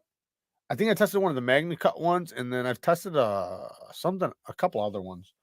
But yeah, I'd like to get some in the collection. I've always tested other people's. I'd like to get some in the collection though. Do you ever wrestle a wild animal? I love wrestling wild animals. Let's be fucking clear. I'm literally the wild animal wrestler. That's a fact. Your pop smoking cigarettes? My pop smokes cigarettes for sure. And thank you guys again for the donations. Story time. I I guess I can tell a quick one really quick. I mean, not talking about myself, but talking about, because you guys already know, like, I've ran from the cops a lot and gotten away from the cops like so many times. But I've also watched a lot of people run and get away from the cops, or attempt, or not. The first time I ever seen a cop chase, when I was a little kid. This was the first time ever, right? I was living in an apartment, and I was on like a second story balcony. There was 3 balconies, and I'm in the second story balcony. I think it was a second story balcony. And the neighborhood's not a good neighborhood, so it's kind of a common occurrence to some extent. But I was at a young age, so like I hadn't seen much yet, right? Um, so I'm on the balcony, and this guy's coming, like, running right at me. I'm on the balcony, so he can't get to me, because I'm obviously on the second story, but it's like he's running, like, at me, right? And so I see him running, and I see a cop behind him fucking running. And the cop catches him. The cop catches him, tackles him to the ground, and he's starting to try to put the cuffs on. But the second he gets the cuffs out and goes to put them on him, the guy fights back, gets up, and is able to run off. So the cop drops his handcuffs. I've told this story before. Drops his handcuffs. I'm a kid, right? I'm a kid. So to me, like, the coolest thing ever just happened to me, because I got some real handcuffs now, right? And so I went down there. I don't know what happened with the guy. He probably got away. I think he got away, to be honest. I think he got away, because after that they were circling and looking. And usually when they're circling and looking, it's because they got away. He might have got caught. I don't fucking know. But I wound up going down there and getting the handcuffs. And then I had these handcuffs for like a day. I thought it was like the coolest thing. I never put them on. Like, wasn't stupid enough to do that, because I knew I didn't have the key. Obviously, the cop didn't drop the keys along with it, right? But I wound up getting in this fist fight over him. This kid, I think he just snagged them out of my hands, or maybe asked me to look at them, but somehow he got them in his hands, and he took off running and throws them down this manhole, throws them down a sewer. And when you're that young, it's gone forever now, right? It's gone forever. So it fell down. It's just like, no. And I seen it drop, seen it hit the bottom of the sewer. And then I looked up, and he punched me right in the jaw. I think it was just basically off of jealousy. I don't know. Just some little bad kid shit. But then I wound up, and which is crazy, because like me and him had gotten in like a bunch of fights like before that. And like, and I had always beat this kid up, like, in not a bully way, not like a bully, but like, just because he was a little bastard. And then same thing happened this time, but this time, like, I had a real reason to beat the brakes off of this kid, because he just stole like the best thing that happened to me, real handcuffs. When you're a kid, like, that's a big deal. So lost the handcuffs, won the fight. But another one I watched one time, I was on a different balcony, not far from there, in a different neighborhood, different project. And there's this like row of apartment buildings, right? All section 8, low income housing. And we have alleys here, right? So you have alleys, you have roads and alleys, roads and alleys. And so when people run from the cops, they like to bend the block, right? They bend the block. You turn as many times as you can, go into the alleys. You can pull into garages, pull next to houses. Like, that's how you try to get away. Well, I watched this car coming, and he's flying. You can see him flying. It's a little truck with a cab, with the cover over the cab, right? He's flying, turns the corner, and I see the cops coming too. So the cops are like not far behind him, right? But they're also catching up, because he's in a little truck. So he turns the corner, and I watch him go into the neighborhood, right? Like, I can't see exactly where he's going, but I watch him go into the neighborhood. And then I watch the cops start pouring in, like, coming from all different directions. I don't know what he did. I have no idea. But uh they're like surrounding, and now they're driving everywhere, like just circling, circling, circling, circling. Then all of a sudden I see him come popping out of an alley. And he took off the cab of his truck. So what he did was he jumped into an alley, and probably backed up into somebody's yard, or next to somebody's house, or maybe his friend's house, something like that, maybe a garage, and hurried up and took off the back of his truck and put it down, or did something to it, and then pulled out so that he looked completely different. And here he comes. And I remember laughing my ass off, because he drove right past him. as they were like looking for him, right? But they're looking for, you know, a little truck that's not just a regular pickup truck, it has a cab over it, right? It's very easy to see. He stripped that thing off so fast. It's like almost like he had it planned. Like if something happens, this is what I'm gonna do. It worked for him. It worked for him. Worked good. But I've been, you know, in that position. Like I probably ran from the cops 2 dozen times, you know, at least a dozen times. So I know what it's like with that adrenaline rush, you know, and the mindset. And also I also know what it's like planning what you're gonna do and executing it when it works. But but I've seen so many cop chases in that neighborhood, like so many. And it made it to where, you know, it was just a normal thing to see the shit in that same neighborhood. And I've talked about this. I watched a baby get taken out of a dumpster. So the story is we'll just quickly go through this one. There was a mother, and you guys can go read this story if you guys want to. Happened in Zion, Illinois. There was this in the Hebrons. That's the neighborhood I grew up in. There was a baby, and I don't think it was the father. It was like the girl's boyfriend, right? Not a baby, like a 2-year-old or something. Young, too young, right? Too fucking young. And the mother's some hood ass, ratchet ass bitch, and had a boyfriend, right? And I guess the boyfriend beat the fuck out of the kid, did something, and wound up killing it. And I think the mother, I don't know if her instincts were she was gonna get in trouble for her kid dying, or maybe for taking too long to call. I have no idea. Like, I heard multiple different stories, so I don't know exactly one is true. I heard one that he was watching the kid while she was gone, and she came home and then found it. I heard another one that she was there and allowed it to happen, and that when the kid died, it was like hours later.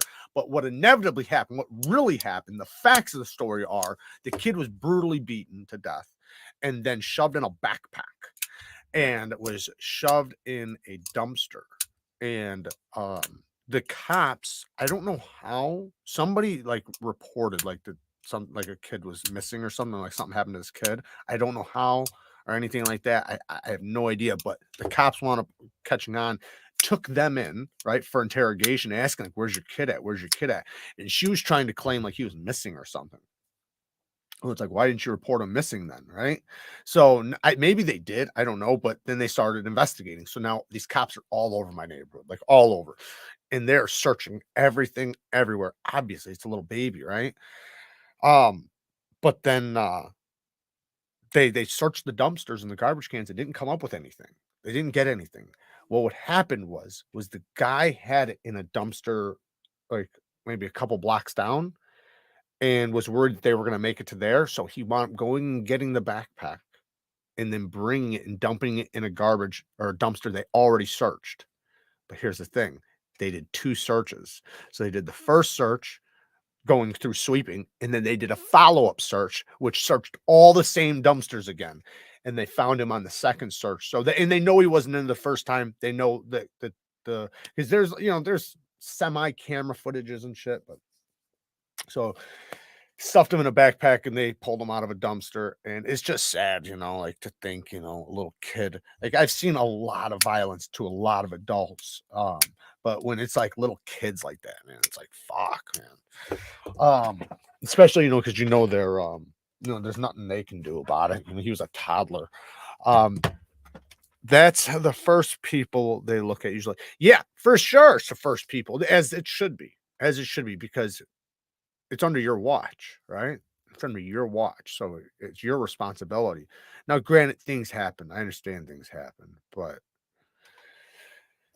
you know, um, like I kids get hurt and stuff, you know, so I get it. And I've heard of like stories where, you know, kids have died, you know, from like just negligence, you know, but this wasn't just negligence. This was the boyfriend.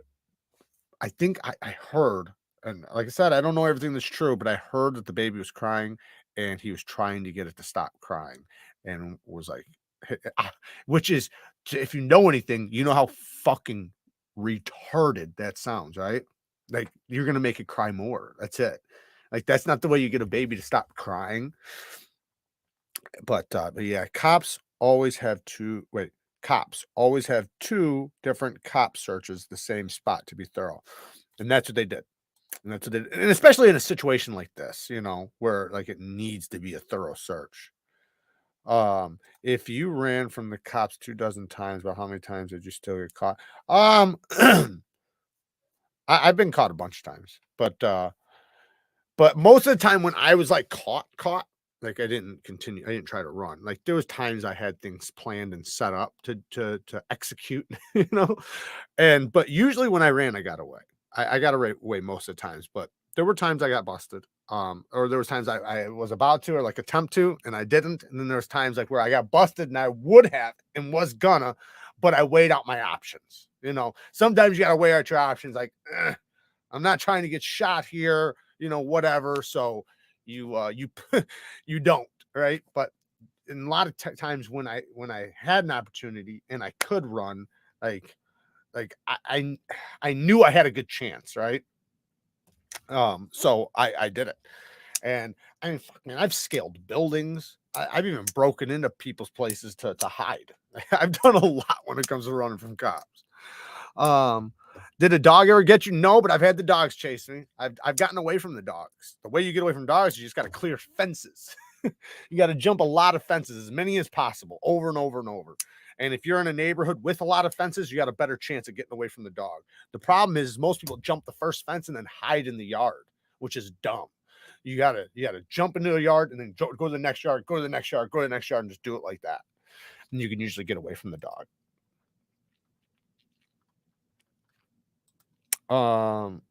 I hate that escalating voice. I don't know what that means. My voice?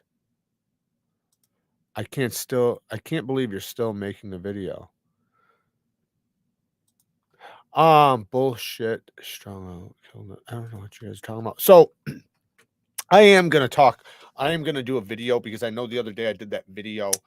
Oh, and you guys were saying, a bunch of you guys said, it was a couple of you guys said that I should make the ending to that I made in that one video, that I should do that in all my endings of the video. And I actually thought about that's actually not a bad idea. Maybe I'll do that as the closing of my videos moving forward. But in that video, I said, mentioned that I was a felon, and a bunch of people asked me, like, what, how did I become a felon, all this stuff. And I thought about, like, I should probably make a video about it just so, like, obviously I've talked about it a lot in the lives, but most people don't come to the lives. Most people that watch the channel don't come to the lives.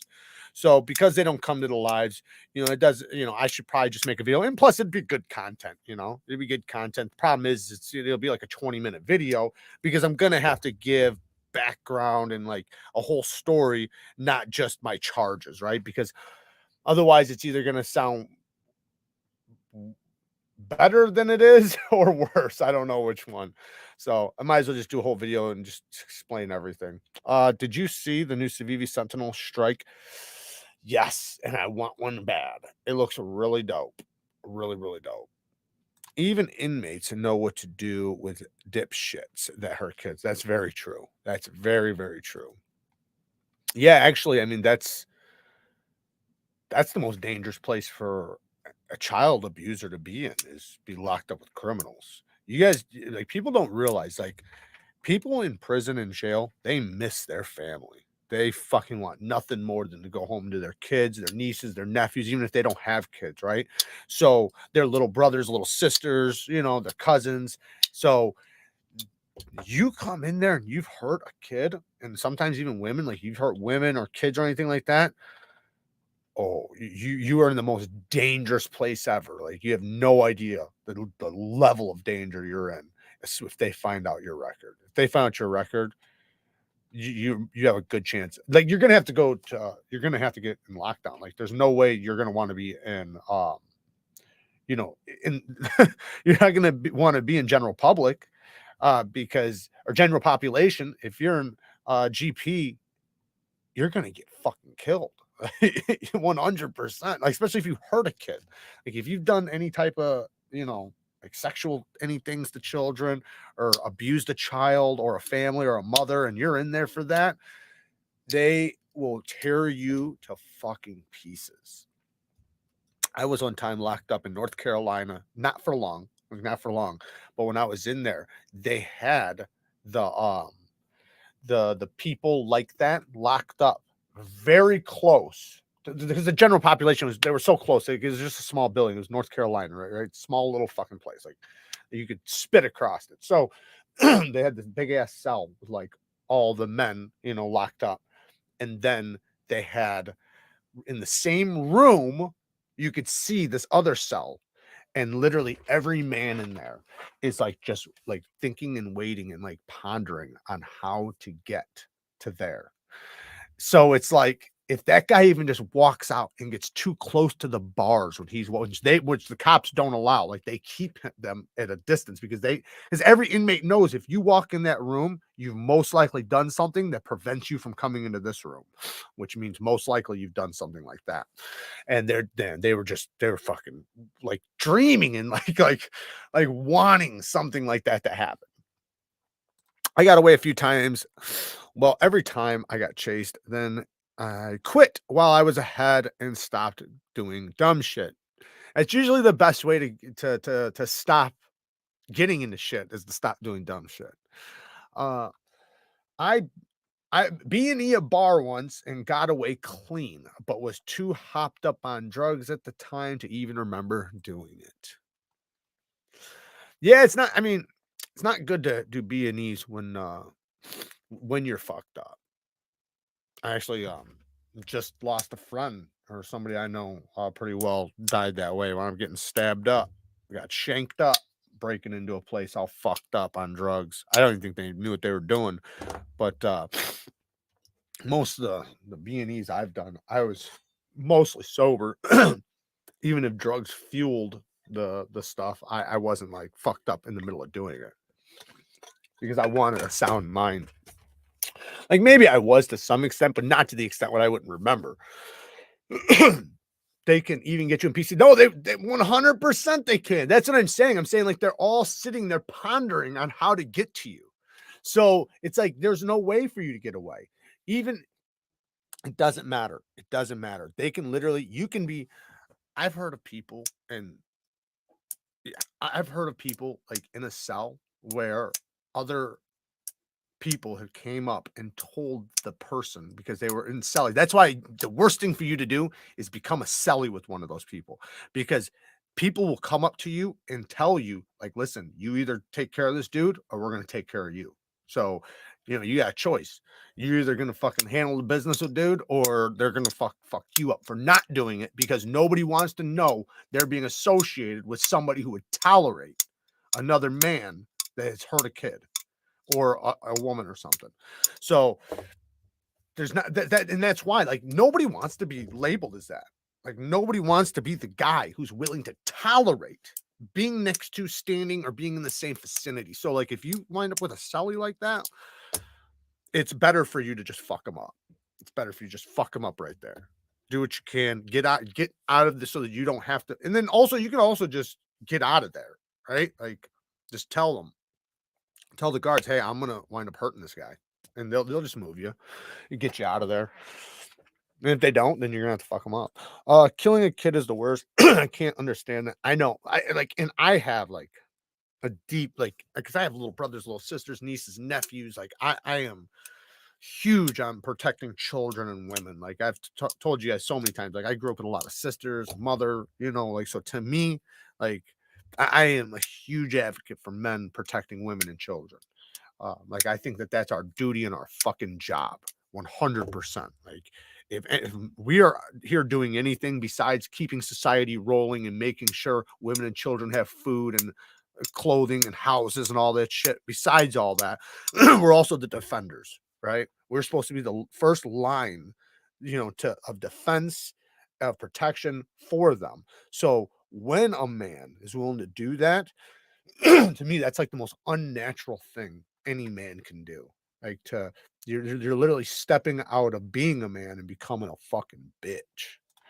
We mostly preached games when we were kids. Hunting and fishing seasons were 24/7, 365 days a year.